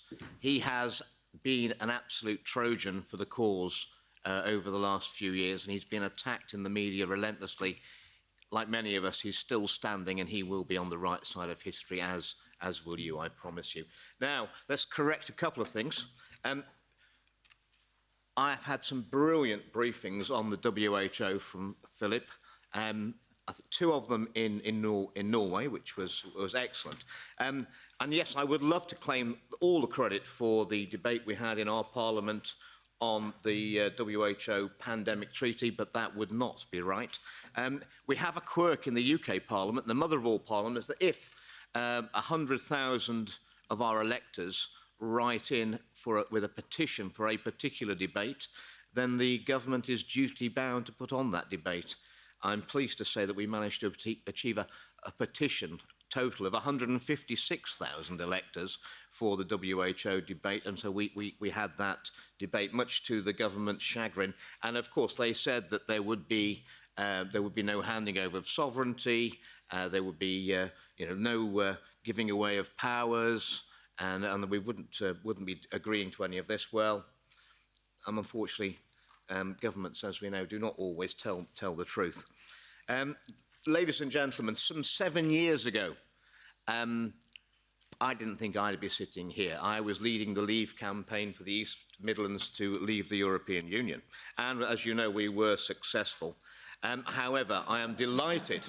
I'm delighted to be back here.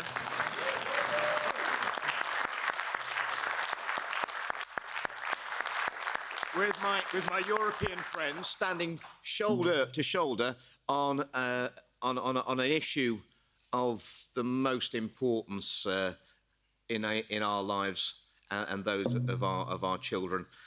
So I didn't expect to be here, but I think we can all say that over the last 3 years, a lot of things have happened in our lives that we didn't expect to happen. So desperate times lead to desperate measures. And my main point, the main point I want to make in my address to you today in the time that I've got available is that, and I want you to hear loud and clear, that the very concept of the democracy that we've taken for granted all of our lives is under threat as it never has been before. And it's not just in my country, it's not across Europe, it is across the whole of the world. It's not from external armies mounding up on our borders this time, but it is from the corruption and the decay of our own institutions who are allowing this to happen. I think every one of us who's elected and represents our people, we need to remember that we are always the servants of the people. We are not their masters, and some of my colleagues and some elected representatives around the world have forgotten this lesson. They will need to learn this lesson again. We are entrusted to represent our constituents and their best interests at all times. And when their rights are threatened, we are duty bound to defend them. Again, many of my colleagues seem to have forgotten that, and the turnout even for the WHO debate in our Parliament was very, very disappointing. So, the Global Pandemic Treaty is such a threat to our sovereignty, looming ominously on the horizon, together with the amendments to the international health regulations, which will fundamentally, if they're passed through our parliaments, alter the relationship between the citizens and the state. The WHO would paint an illusion of nation states coming together to fight deadly pathogens, when it's really, as we've already heard, a power grab by an unaccountable elite, rather keen to reinforce the power shift that has already happened in the global pandemic response to COVID-19. The recommendations made during COVID-19 by the WHO were advisory, and they now want them to become mandatory. I mean, let's face it, the WHO did not exactly cover themselves with glory with their recommendations during the COVID-19 pandemic. It was a litany of disaster, a disaster which the WHO were not even keen to look into. They've had no review of their performance and their recommendations during the recent COVID-19 pandemic. So confident are they that their ideas and their advice was absolutely perfect. So there can be no doubt that if we fail to learn the mistakes of history, certainly that as far as the WHO are concerned, they are doomed to repeat them. So the World Health Organization is an unelected, diplomatically immune, tax-exempt group that bears no resemblance to the good faith Florence Nightingale Union of Nations set up over 75 years ago. Public health and the decisions surrounding it now exist as a monopoly of the WHO, headed up by bureaucrats in Geneva, whose leadership has been embroiled in scandal after scandal.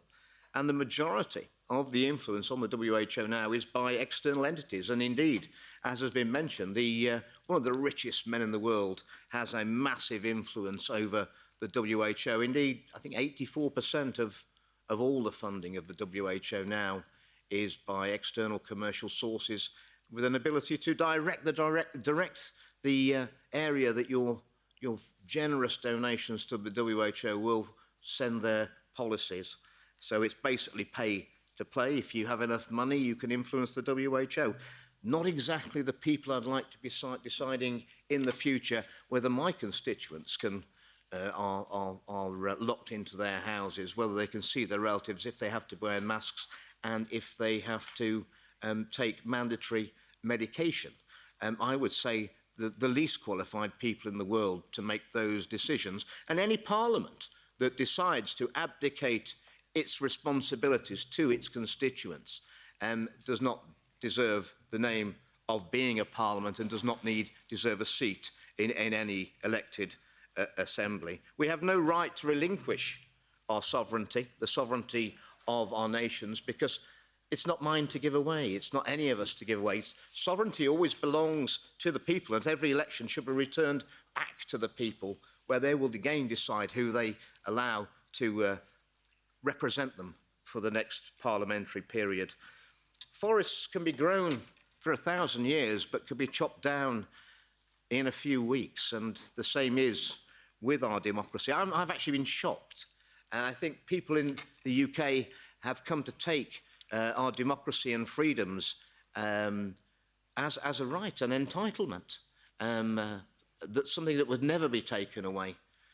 But I'm equally shocked that those in Europe who have suffered under tyranny in living memory would again perhaps acquiesce to that position again without resistance.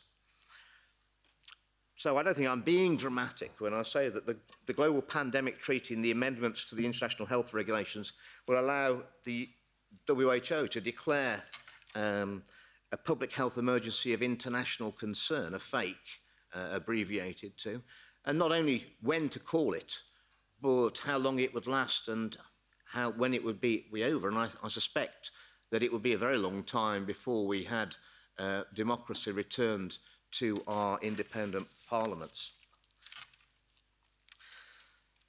I call on every elected representative around the world to resist these WHO power grabs. It would be a dereliction of our democratic duty that we have to our electorates. There's no way that we should be signing away sovereignty without the agreement of the people, and that would take a referendum in each country to hand over those sort of powers, and I would settle for nothing less. I will end with a quote from America, which I think, since we've had Dr. McCullough on, I think is quite apt. It said that when the people are scared of the politicians, that is tyranny. But when the politicians are scared of the people, that's democracy. Ladies and gentlemen, we need to get to the latter, and we need to get there quickly. We're in dangerous times.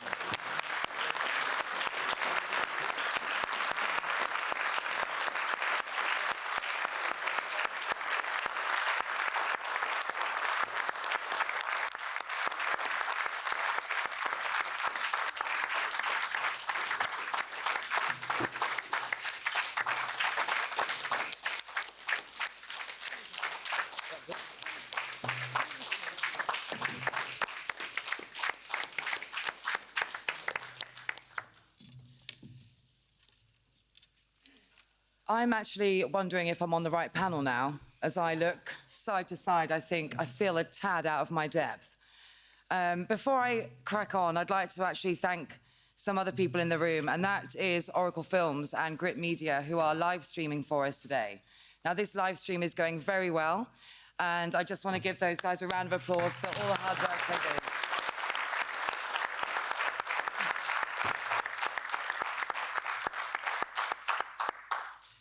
I am delighted to have the opportunity to speak here today. So firstly, thank you to the members of the European Parliament for welcoming us, and thank you to the citizens for your determination and perseverance, and for being the reason that we're all here today.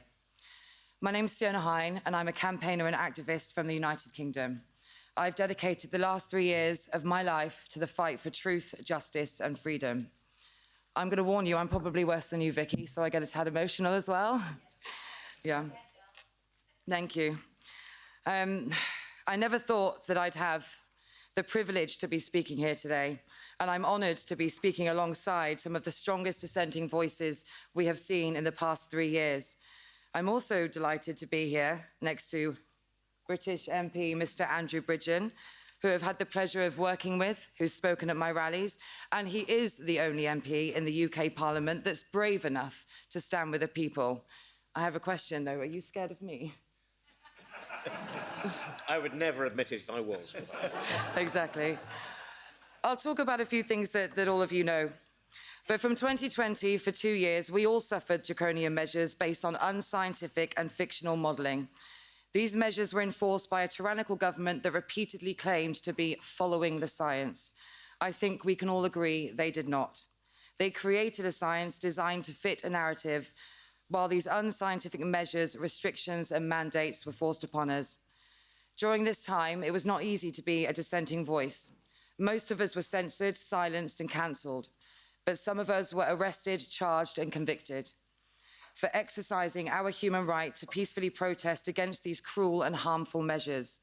We were isolated, terrorised, and oppressed, and this was their new normal. While dissenting voices were silenced and ridiculed, and people who peacefully demonstrated were criminalised, the masses were coerced and manipulated through the use of behavioural science, fear-mongering, and wartime propaganda. They were forced into taking an experimental vaccine, and this is their new normal. Most recently, I have run a 6-month-long campaign that gave a voice to the COVID vaccine injured and bereaved.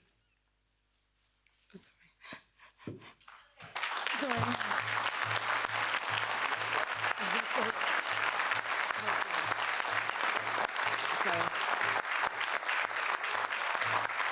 Thank you.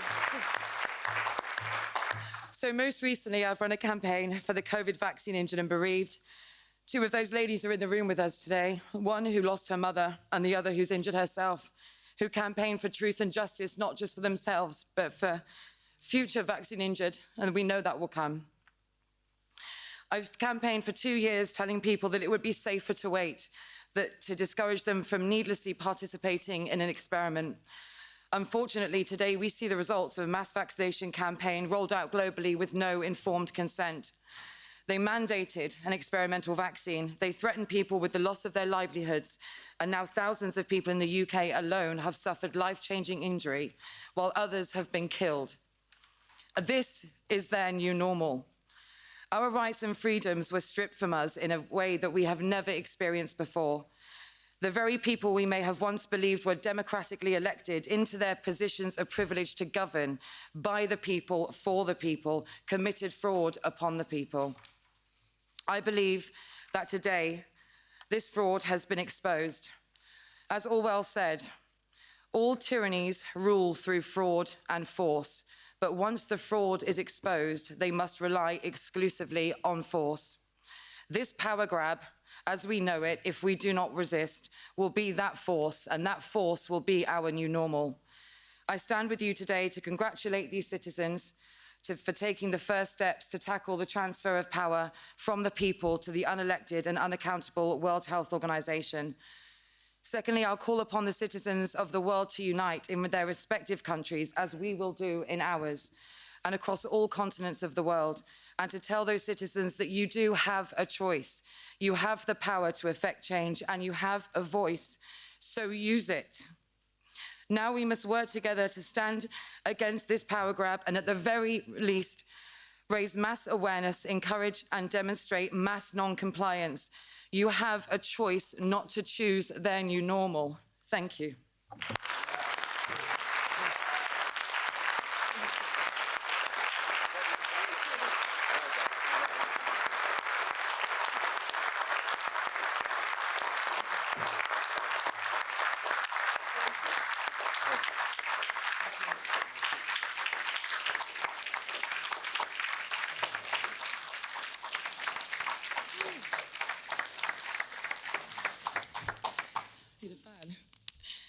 Okay, again, all being well, we do have another message from financial analyst, I believe, Mr. David E. Martin, again from the USA. To thank the members of the European Union Parliament. I am delighted to thank the members of the European Union Parliament, all of the people who have been calling for justice across Europe, and most importantly, the ECI, coming together at this very important time to make sure that we take a step forward for humanity in the face of something that we need to put in a historical context. Most of you forget, but in 2000, in August of 2000, the United States Food and Drug Administration approved Bayer's ciprofloxacin drug for inhalation anthrax, a full year before anthrax was released by the Department of Defense in the United States, ultimately harming and killing people and creating a demand for a drug that 1 year earlier had been approved for a condition that had never been seen on Earth. We had not had inhalation anthrax, but the FDA approved it a year in advance. And 4 years later, 4 years after the US Department of Defense released anthrax into the US population, we passed the PrEP Act, which was the suspension of civil liberties and the suspension of constitutional rights in the United States in the case of a declared pandemic or an emergency authorization. Please, Europeans, please, global citizens, listen carefully to what I'm saying. The reason why we unleashed this thing called coronavirus was so that we could get to a place where the public would be willing to accept the suspension of civil liberties. As clearly articulated in the Charter of Fundamental Rights for the European Union, Article 3, Section 2A, we know that there is a requirement in Europe that says that under the preservation of bodily integrity, every person has the right to full informed consent. This born, ladies and gentlemen, out of the Nuremberg proceedings in 1945, this critical condition, which is a fundamental human right, is now being sought to be vacated by the same power grab that was done between 2001 and 2005 in the United States. Let me be abundantly clear. The ECI initiative is so critical because had US citizens stood up in 2002, 3, and 4, we would have been able to block the conditions that gave rise to the current pandemic. There would have been no emergency use. There would have been no compulsory medical countermeasure, and there would have been no reason for a pandemic to unleash terror across the population had we taken our voices seriously then. This is now your time. Stand with your members of parliament, stand with your fellow citizens, and make it abundantly clear that the World Health Organization will not have the authority to create the suspension of fundamental human rights now or ever, because the moment they take that power in their hands, they will abuse it no different from what we saw after the PrEP Act. We had this experience before. Our job is to learn from that experience and make it abundantly clear that as Bayer was the profiteer in 2001, and as Pfizer is the profiteer in 2022 and 2023, we cannot allow our rights to be suspended so that individual corporations and the governments that they patronize can be enriched at the expense of liberty. Stand together with me and with all of your colleagues and make it abundantly clear that this time we will not give a single ounce of effort against anything other than the total and 100% preservation of liberty. That is our cause. That is why we're here, and that is why I am honored to stand with you. Thank you.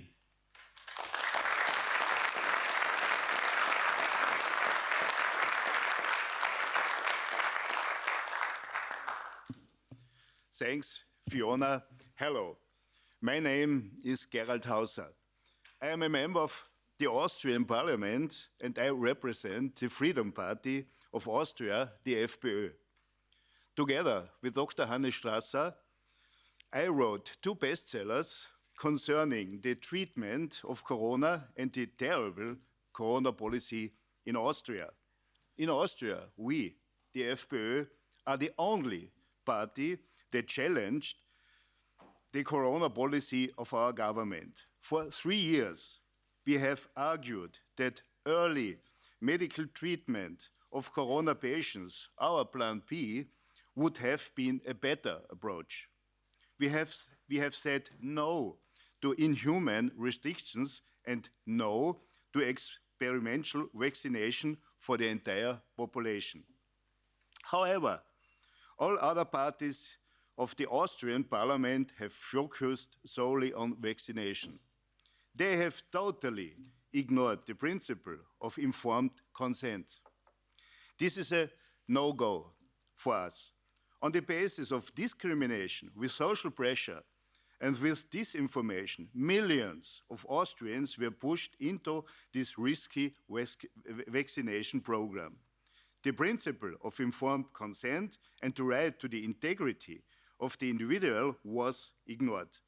Currently, 2 significant legal projects are being prepared by the World Health Organization. The first is the Pandemic Treaty, and the second involves changes to the international health regulations. They will affect our constitution and our democracy profoundly. With these 2 legal instruments, as they call it, informed consent will begin. Whenever World Health Organization wishes to promote medical substances, there will be no right to the integrity of the individual. We are the only party discussing these issues which have never been debated in the national parliament. In addition, in the Austrian Parliament, a motion was passed to gather digital health data from us. Again, the FPÖ was the only party that voted against this motion. This data will be shared with the European Health Data Space and may eventually be used worldwide. The European Union has a global plan to use this data across the world. They are collaborating with the World Health Organization. They are also about to establish the global digital health certificate. The worst-case scenario will be to introduce a mandatory vaccination. The European Citizens Initiative that is presented now is the first important step to say no. No to the violation of the integrity of the individual. Therefore, I would like to thank our 7 European citizens who today presented their European Citizen Initiative. We must send out a very strong signal to the world to protect ourselves and our liberties. Let's sign this initiative. Many thanks to all.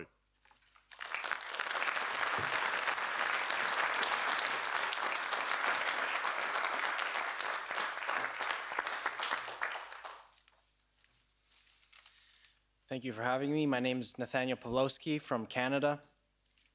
I'm going to speak about the consequences of abuse of power under the guise of health, set out by the WHO framework that local governments take upon themselves to implement.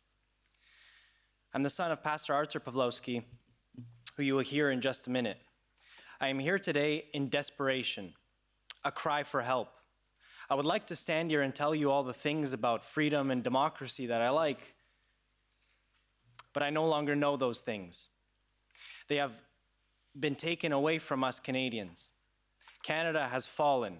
We no longer have freedom of religion or freedom of speech or the right to protest or assemble or associate or express ourselves or have free media or disagree with the government. Anyone who does so is arrested, charged, and jailed as political dissidents. My father was just found guilty of inciting mischief for giving a sermon to the truckers when they went and stood for our rights in 2022. A Christian sermon that referenced the solidarity movement was criminal in our government's eyes. A charge that has a penalty of up to 10 years in prison. This case sets a precedent to all Canadians and the world if you allow this to happen, that anybody, including politicians and media, do not have the freedom to say or express what they have on their hearts for fear that what they say is mischief and could be liable to prison. I myself have been charged for preaching and reading the Bible publicly because the government claims the Bible isn't inclusive and is hateful. This is what the Canadian government is doing to us. In my father's case, the Crown prosecutor, and I believe in naming names because our oppressors do not get away with this without being named and shamed. So the Crown prosecutor, Stephen Johnston, and Judge Gordon Crink claimed that when Pastor Arthur, my father, referenced the solidarity movement in his 19-minute sermon, it was an act of mischief against the government. The very solidarity movement that this parliament reveres and has placards about all over the building. The peaceful movement that broke the Iron Curtain and repelled the communist hold on Europe. The movement the Canadian government condemns and says is unacceptable. So I ask you, the rest of the free world, to intercede on Canada's behalf and pressure the Canadian tyrants to stop persecuting law-abiding free Canadians, especially clergy. They simply did their duty and gave hope. My father told the truckers to stand for their rights, solidarity style, and to do so peacefully. His sentencing is this August 9th, 2023, and if he goes down, we are all lost as Canadians. If a pastor goes to prison, what can they do to the rest of us? For giving a sermon in Canada, they are no better than the tyrants of old. So please, I ask you for help and to pressure Canada on this matter and to help us deal with our oppressors who act like modern-day Caligulas. Trudeau is a modern-day Caligula. We cannot allow these mad emperors to run mad. And remember, all of this is being done under the guise of health, safety, and protecting us. By stripping our rights and ushering in tyranny, we must not allow Canada to treat its citizens, and especially clergy, this way. The WHO has structured a way to take away our rights, and our local governments are doing that. Now you will hear my father. He will speak via video. So this is Pastor Arthur Pawlowski, political prisoner.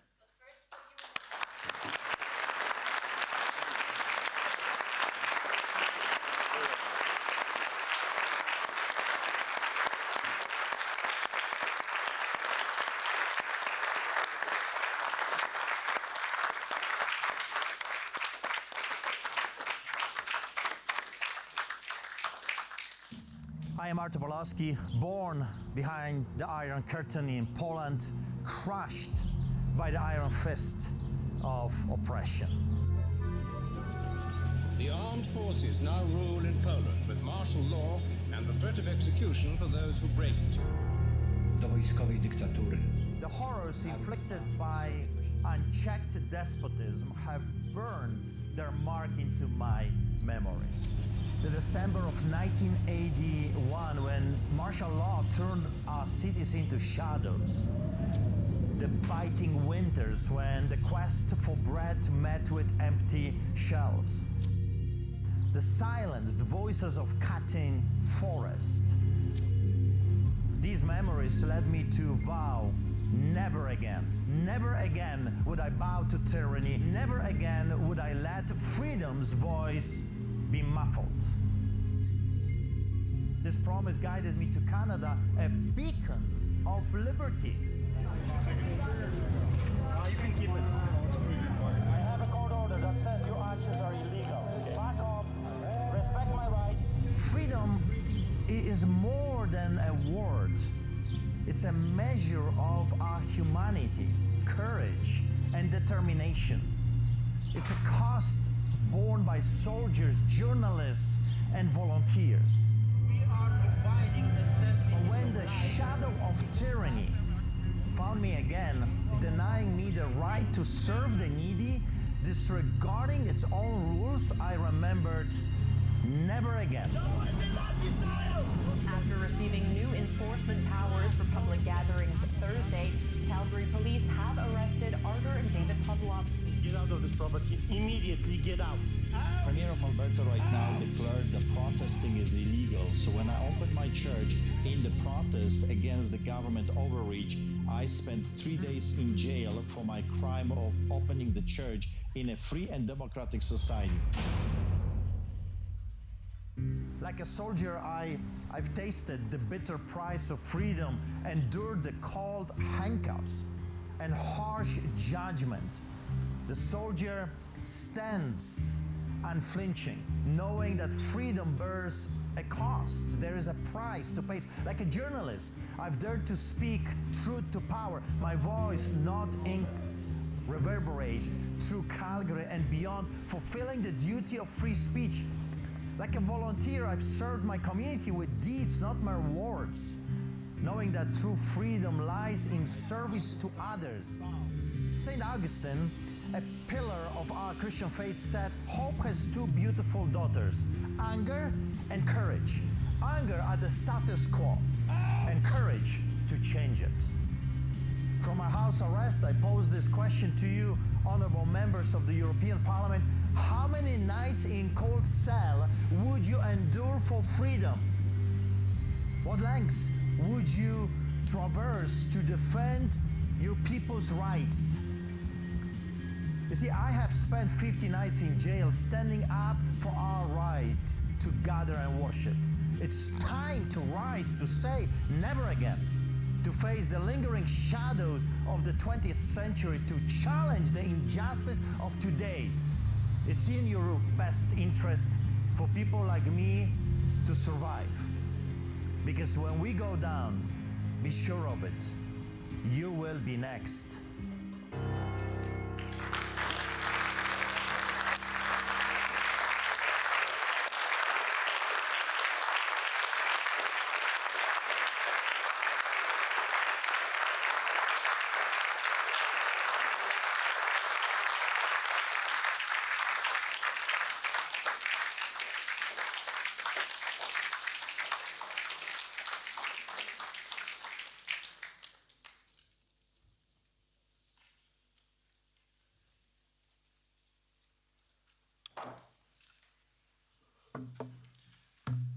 I'm Nick Hudson, chairman of an organization called pandata.org, affectionately known as Panda.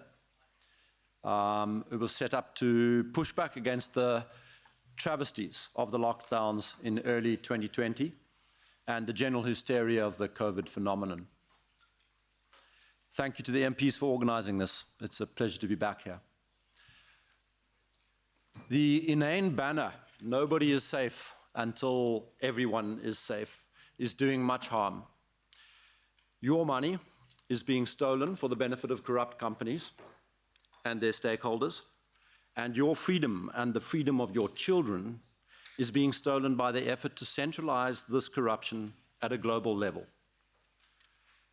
I come from Africa, and it suffers the most extreme example of how this fraud is being perpetrated. Africa has many problems. With a median life expectancy just above 60, clearly some of these problems relate to health. But the unrelenting obsession with viral diseases represents a scandalous misallocation of resources. Africa doesn't have lower life expectancy because of viruses. It has lower life expectancy because of poverty and malnutrition. Healthcare workers in Africa are so thinly spread that the average one is responsible for the care of thousands of people. Yet under the COVAX initiative, the African CDC has estimated that tens of billions of dollars needed to be spent vaccinating Africans against COVID. As my colleague Dr. David Bell points out, that wall of money ought to be viewed in the context of the World Health Organization's entire annual budget of $3 billion and the Global Fund's aggregate annual global expenditure on malaria, tuberculosis, and HIV of about $4 billion. The wild lunacy of that ambition is even more vivid when we consider that most Africans have long been immune to COVID owing to prior exposure, and that only a tiny minority of them were at risk in the first place, owing to the very small portion of people in the older age groups in Africa. Trying to pass this madness off as some kind of equity simply won't cut it. And it is a very clear reflection of the sinister turn towards one-size-fits-all policies that the COVID policy response has exemplified, and which constructs such as One Health, global coordination in the name of pandemic preparedness, the WHO treaty, and most importantly, the international health regulation amendments are being weaponized. Before this peak vaccine sycophancy, we had the lockdowns.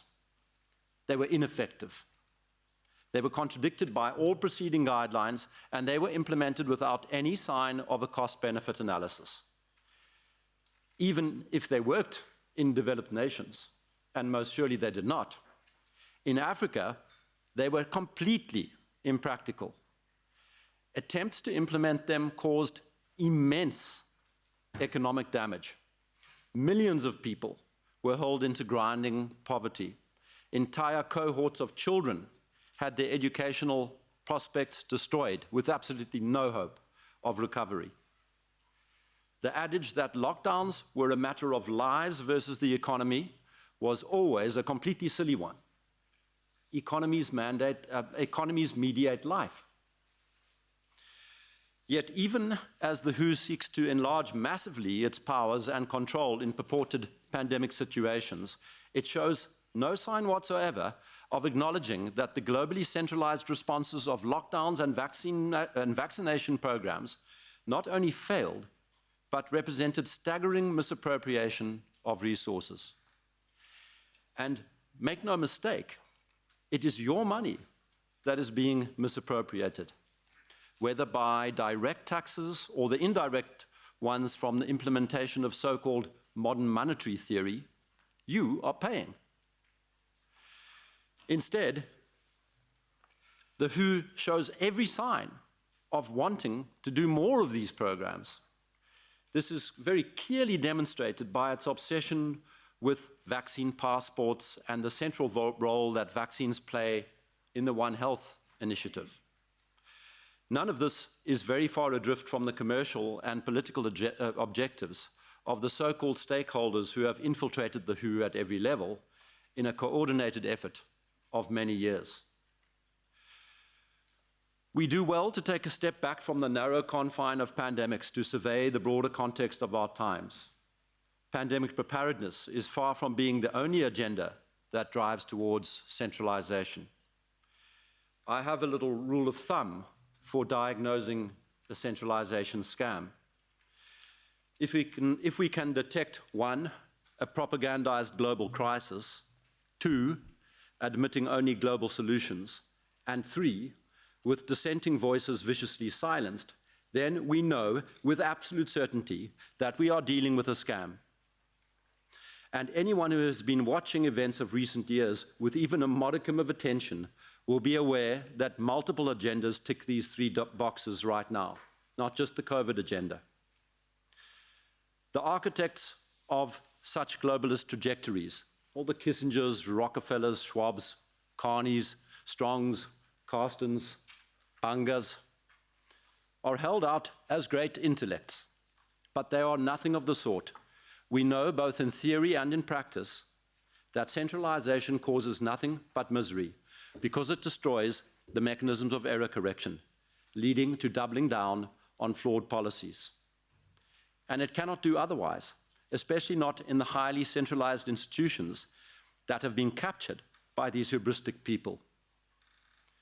History is replete with examples of tyrants enamored of their centralizing visions, believing each time that they hold some perspective or some asset that their predecessors lacked. Today, it is the false belief that access to more data and bigger computers will mean that this time is different. But it isn't different. People still make mistakes, and when those who amass great power and control do so, the results are disastrous.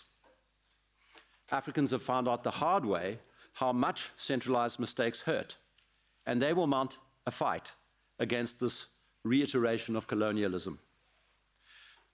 But citizens of all nations need to commit to fighting this tendency towards centralization at all levels and in all places.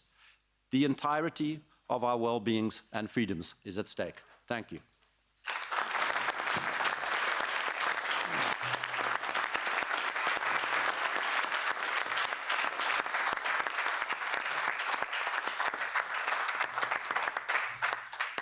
Thank you, everyone. I think we were going to have a Q&A, but I think we might go to the closing because we're rather tight on time. But I just wanted to make a final comment. We've had people travel from all over Europe to be here today. We've had a group come from Ireland, a group come from the UK.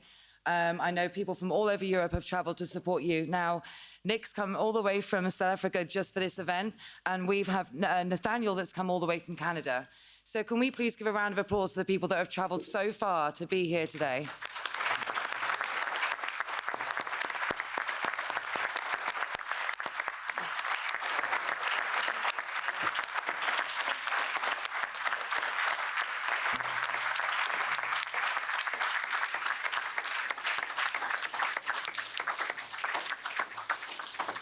And just lastly, before I wrap up and hand over to Mr. Kulukusic, I think the World Health Organization and those tyrannical dictators should be extremely worried about the people that we have together today in this room. For someone who has been waiting for someone like Andrew Bridgen to speak out in our own parliament and to be sat next to him and to be with MEPs, Christine, you're a hero, and you don't mince your words, and I think they should be very, very scared. So before we leave the podium, I do have one final request, because I do like things going viral, for want of a better word. But since I'm in charge of social media, would it be able to get the panelists and speakers all onto the podium, in front of the podium, and take a picture with all these global minds together today, citizens and professionals alike? Yes? Thank you.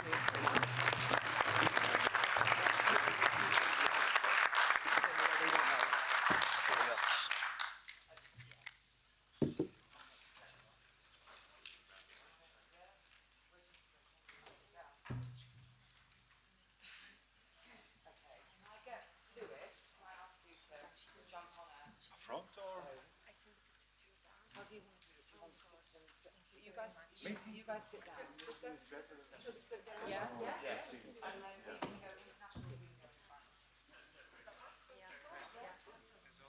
Citizens, if you guys sit down. Yes, and yes, the better. international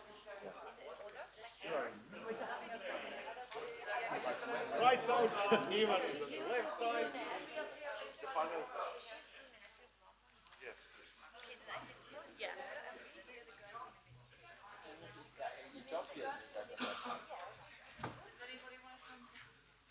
Nick, you happy up there?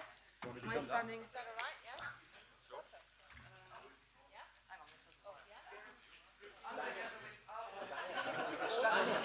Stand on the wish. Stop. Push out. Yeah, do you want to stand up? Oh, sorry. No. You stay there. You guys. She's very. Yes. And you stand. Distinguish. Okay. If you move in. Yes. Yeah. Try it. Okay.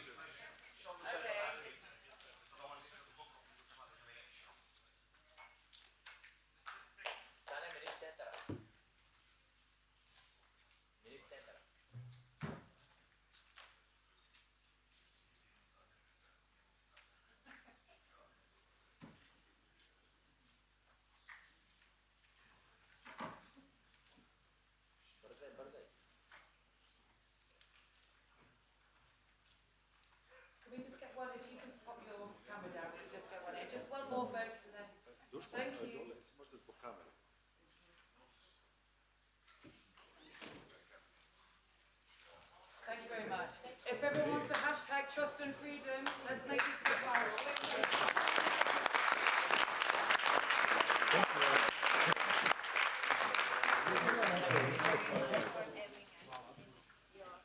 Thank you.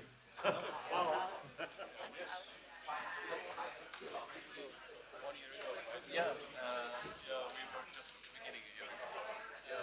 I'm here for your coach, but I'm just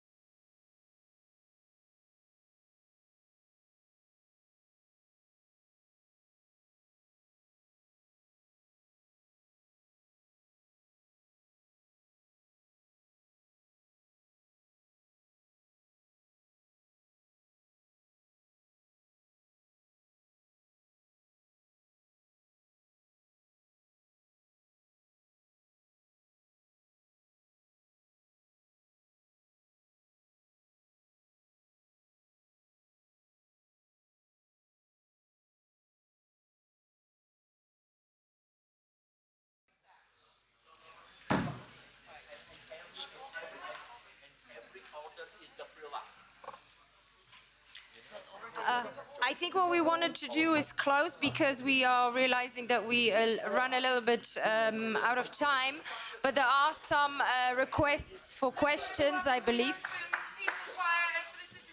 Thank you. I think what we wanted to do is close because we are aware of time, but I believe that there were some people asked to put questions forward, so I'm not too sure if there's anybody else that wants to put questions forward. I think somebody there. Yes, please. Hello, do you hear me? My name is Michael Saba from United People Foundation. I just want to mention we need solutions, and we try to present with United People Foundation a solution to the problems we face with the people. So we develop, implement and promote innovative products and services from, for and by the people. This is our motto, the good stewardship of all life.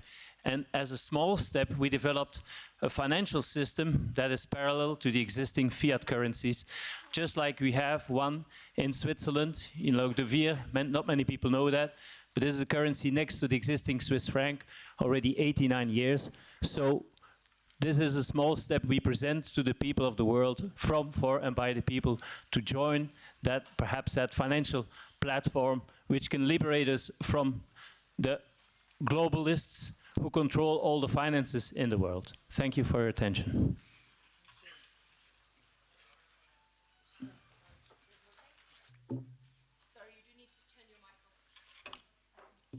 There we go, there we go. Thank you for that.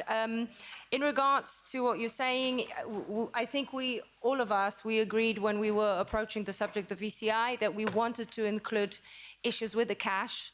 We are I think we all are aware that the cash is being threatened, and we don't know exactly how soon this direction will be taken. At the moment, we did not include it because we are aware that the ECI is bound by specific rules that the European Commission has. But I think, yes, in the future, all of us, if we go forward, have to look into the issue of the cash. Can I just, I would like to add just a few words.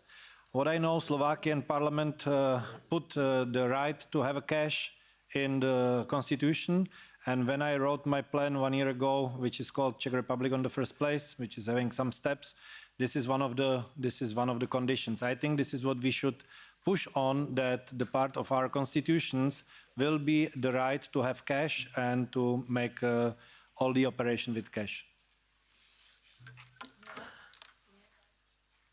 Any solutions, as you ask, should come from us. So it's just the beginning. Together with the members of parliament, I think we have to find out the solutions. So once the initiatives run, then the solutions will come. And the last one I have to say, this is the 20 Bulgarian leva. Now our puppet government trying to taking out this leva from using it. And you know what? We have a referendum made with over 600,000 Bulgarian citizens signed down. The law said that the parliament must give us the date for referendum. They are running away from the commissions, and they do not want to put this proposition for decision to be voted inside. That's it. That's what. So the solutions will come with work. As French people are saying, the appetite comes with eating.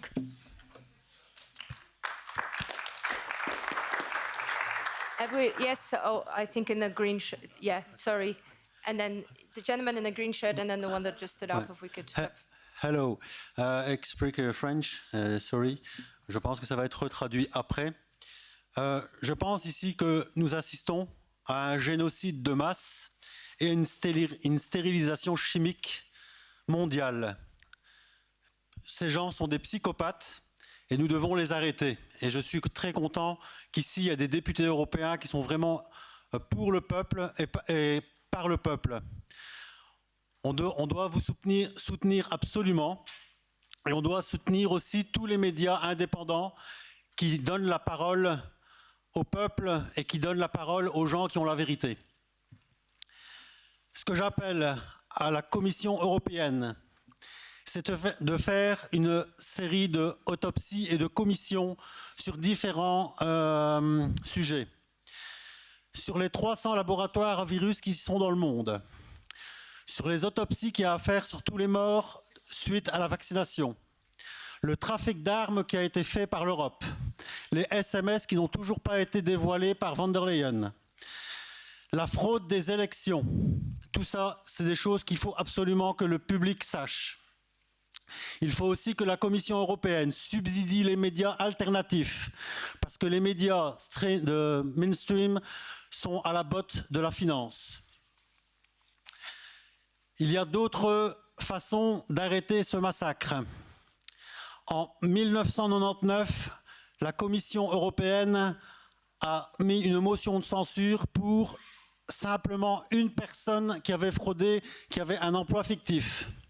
Ici, nous sommes devant des millions de morts. Moi, je demande que le Parlement européen fasse une motion de censure avec l'article 119 et 234 pour destituer toute la Commission européenne ici à Bruxelles. La peur doit changer de camp. Elle doit absolument changer de camp. Il serait important de mettre l'adresse et le nom de chaque personne qui participe à ce génocide sur le net et en présence de l'Europe. Monsieur ? Je suis gilet jaune, j'ai déjà fait pas mal de jours de prison aussi pour simplement m'être exprimé. Je vous remercie à tous. Okay. Monsieur, Thank you for your comment. It's very important that, of course, independent media, we all join forces. I will not answer now in French because my school French is too bad. I understood your core message. The thing is only that it is now, for now, if you would, and the others who have questions in their minds, would respect that we would love to answer questions regarding the ECI. And because this is now not a public forum that we would love to have more often in the future, where people can bring in their questions, can bring in their initiatives.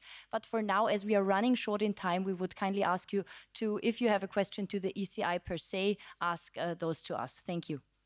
Je vous remercie pour votre travail. Merci. Thank you. Sorry, the gentleman in front. My name is Olivier Chassaigne. I'm just a citizen of Europe. It's high time that we coalesce all forces for one important step next year, which is the European elections, the European Parliament elections in June next year. It's high time that we coalesce all forces.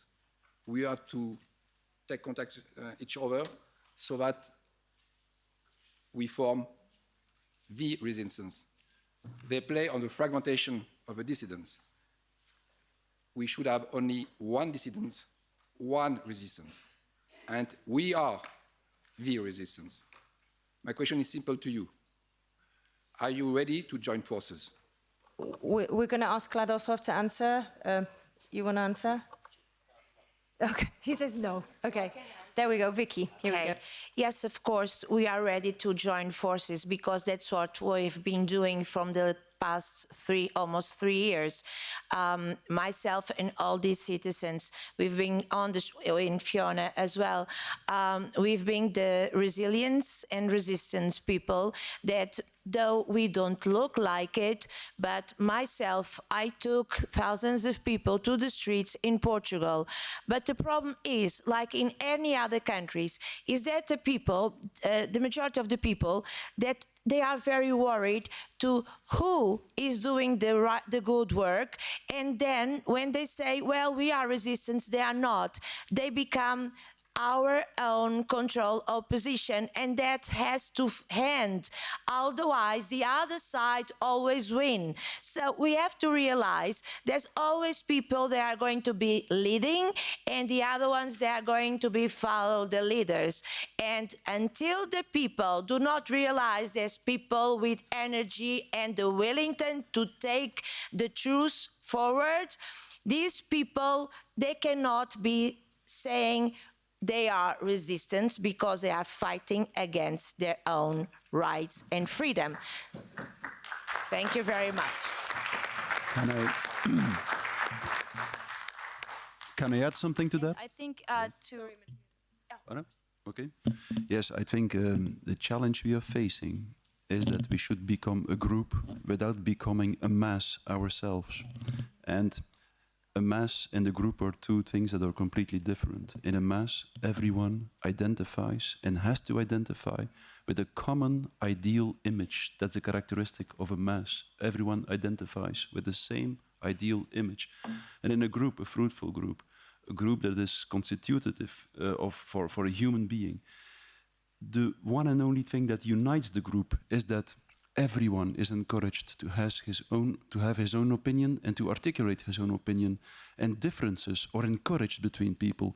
Differences between people, differences in opinion, or even the reason why people love each other, because if you only love the other to the extent that he is similar to you, you love yourself and not the other.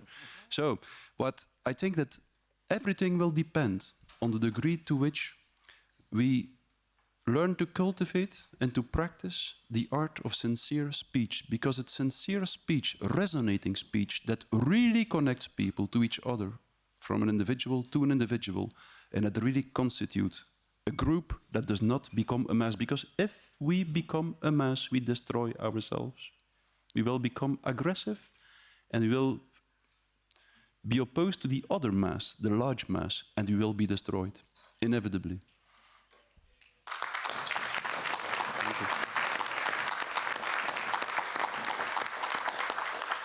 I think if there's one more question, then Please. So two, because the gentleman was holding a hand Okay, behind yeah, you, please. one short question. My name is Rolf Karpenstein. My father worked for more than 30 years here in the Commission, so I grew up here in Brussels, know quite well, also worked for the legal service for 10 years. So my question is very simple. Is there any critical movement also within the Commission? I have one friend in the Commission. He is like me, critical on everything, understood everything. He says they're all asleep and following. I think this isn't a question for us. It will be more to the MEPs, so maybe one of the MEPs can answer that. Yes, if I could. There actually is, believe it or not. And this happened when we had our very first press conference, which was in September of 21, I think. We received lots of emails from the staff from EU Commission. And, well, I don't want to say too much, but it was very helpful having these contacts because there were so many things that we had not even been aware of, and we were never supposed to be aware of any of this. We were made aware of, and that pretty much enabled us to take yet another step and the next step. So yes, there is. Unfortunately, it's obviously not among the level of the commissioners, but among the staff. Oh yes, there is lots of support. Yes.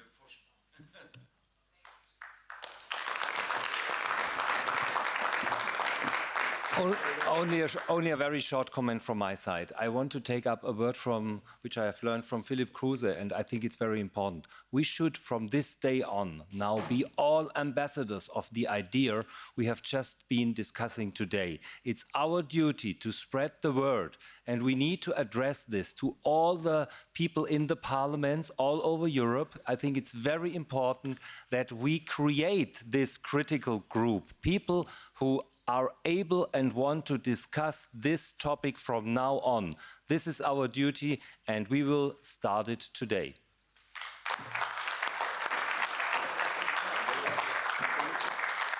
One last question, thank you, and then we will finish. Greetings, colleagues. My name is Ralph Atrash. I'm a trainee in the Director General of Finance in the European Parliament. I don't represent the DG, I represent myself. And just it's funny how the leftists and the communists and socialists always accuse the right of being the tyrants and the fascists, but at the end, when they exercise, when they censor free will, it just no one bats an eye. And by the way, Pastor, I just understand you and I feel you because I'm a Lebanese Christian from the East, and you haven't seen how in Syria and Iraq they burn Christians alive, they crucify them for not accepting the Muslim faith. Today, it's not Europe, it's not the case in Europe. But it will happen in Europe if you don't stop, if you don't take any measures against immigration. I want to live in a France that speaks French and drink wine, not in a halal eating France, and not the Islamic Republic in France. Thank you.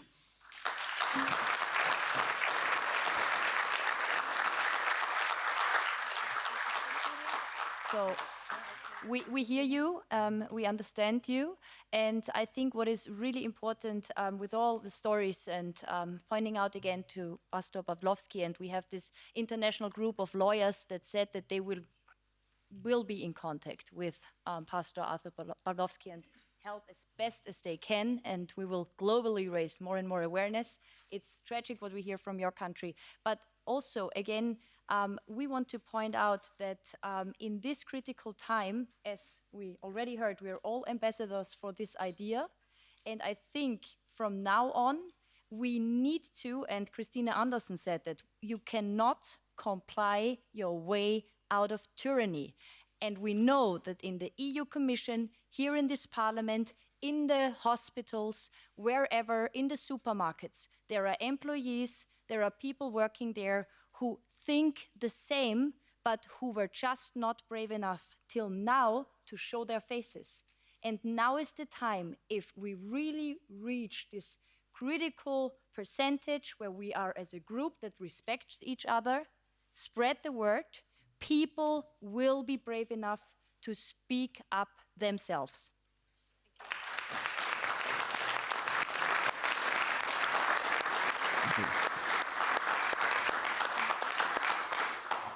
I think we can increase our power in two ways, by a growing number and by a better quality of our own voice. That's two ways.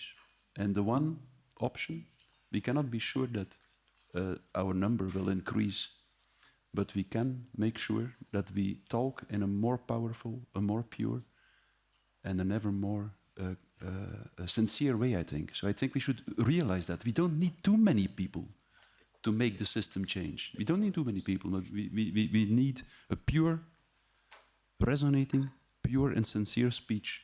So we have it in our own hands.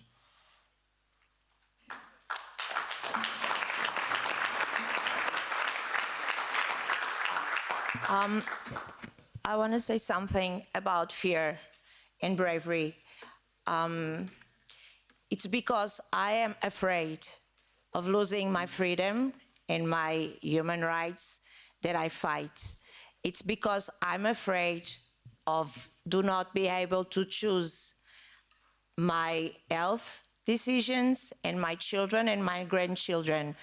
It's because I'm afraid that I have the courage. So to be afraid, it's okay, as long you deal with this fear, to become a freedom fighter and do not bend towards the power, the people that think they hold the power. But I want to tell you and everyone, we are much more in numbers than the ones that think they own the world. That's why I'm here with no fear when people ask me, how come you have the courage? I don't. I have afraid. Thank you very much.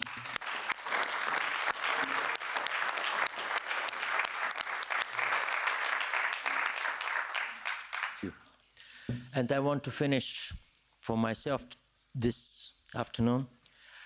I want to tell you that every long way, starting with the first small step, and finish with Nikos Kazantzakis' words, I don't want anything, I don't hope for anything, I'm free.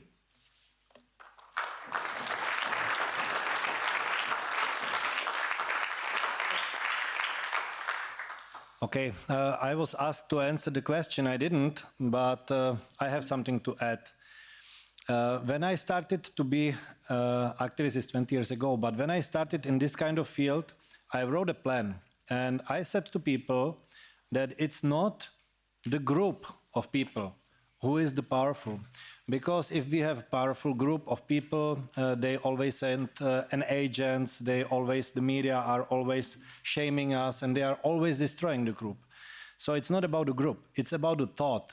This is why I wrote the thoughts, the plan, and I said to all the people that we have to stand behind the thoughts, behind the minds. This is what is the power.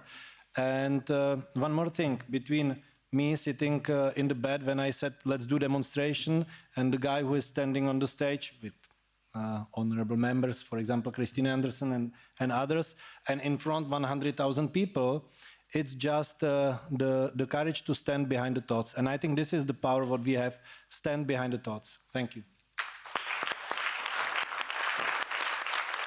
Thank you.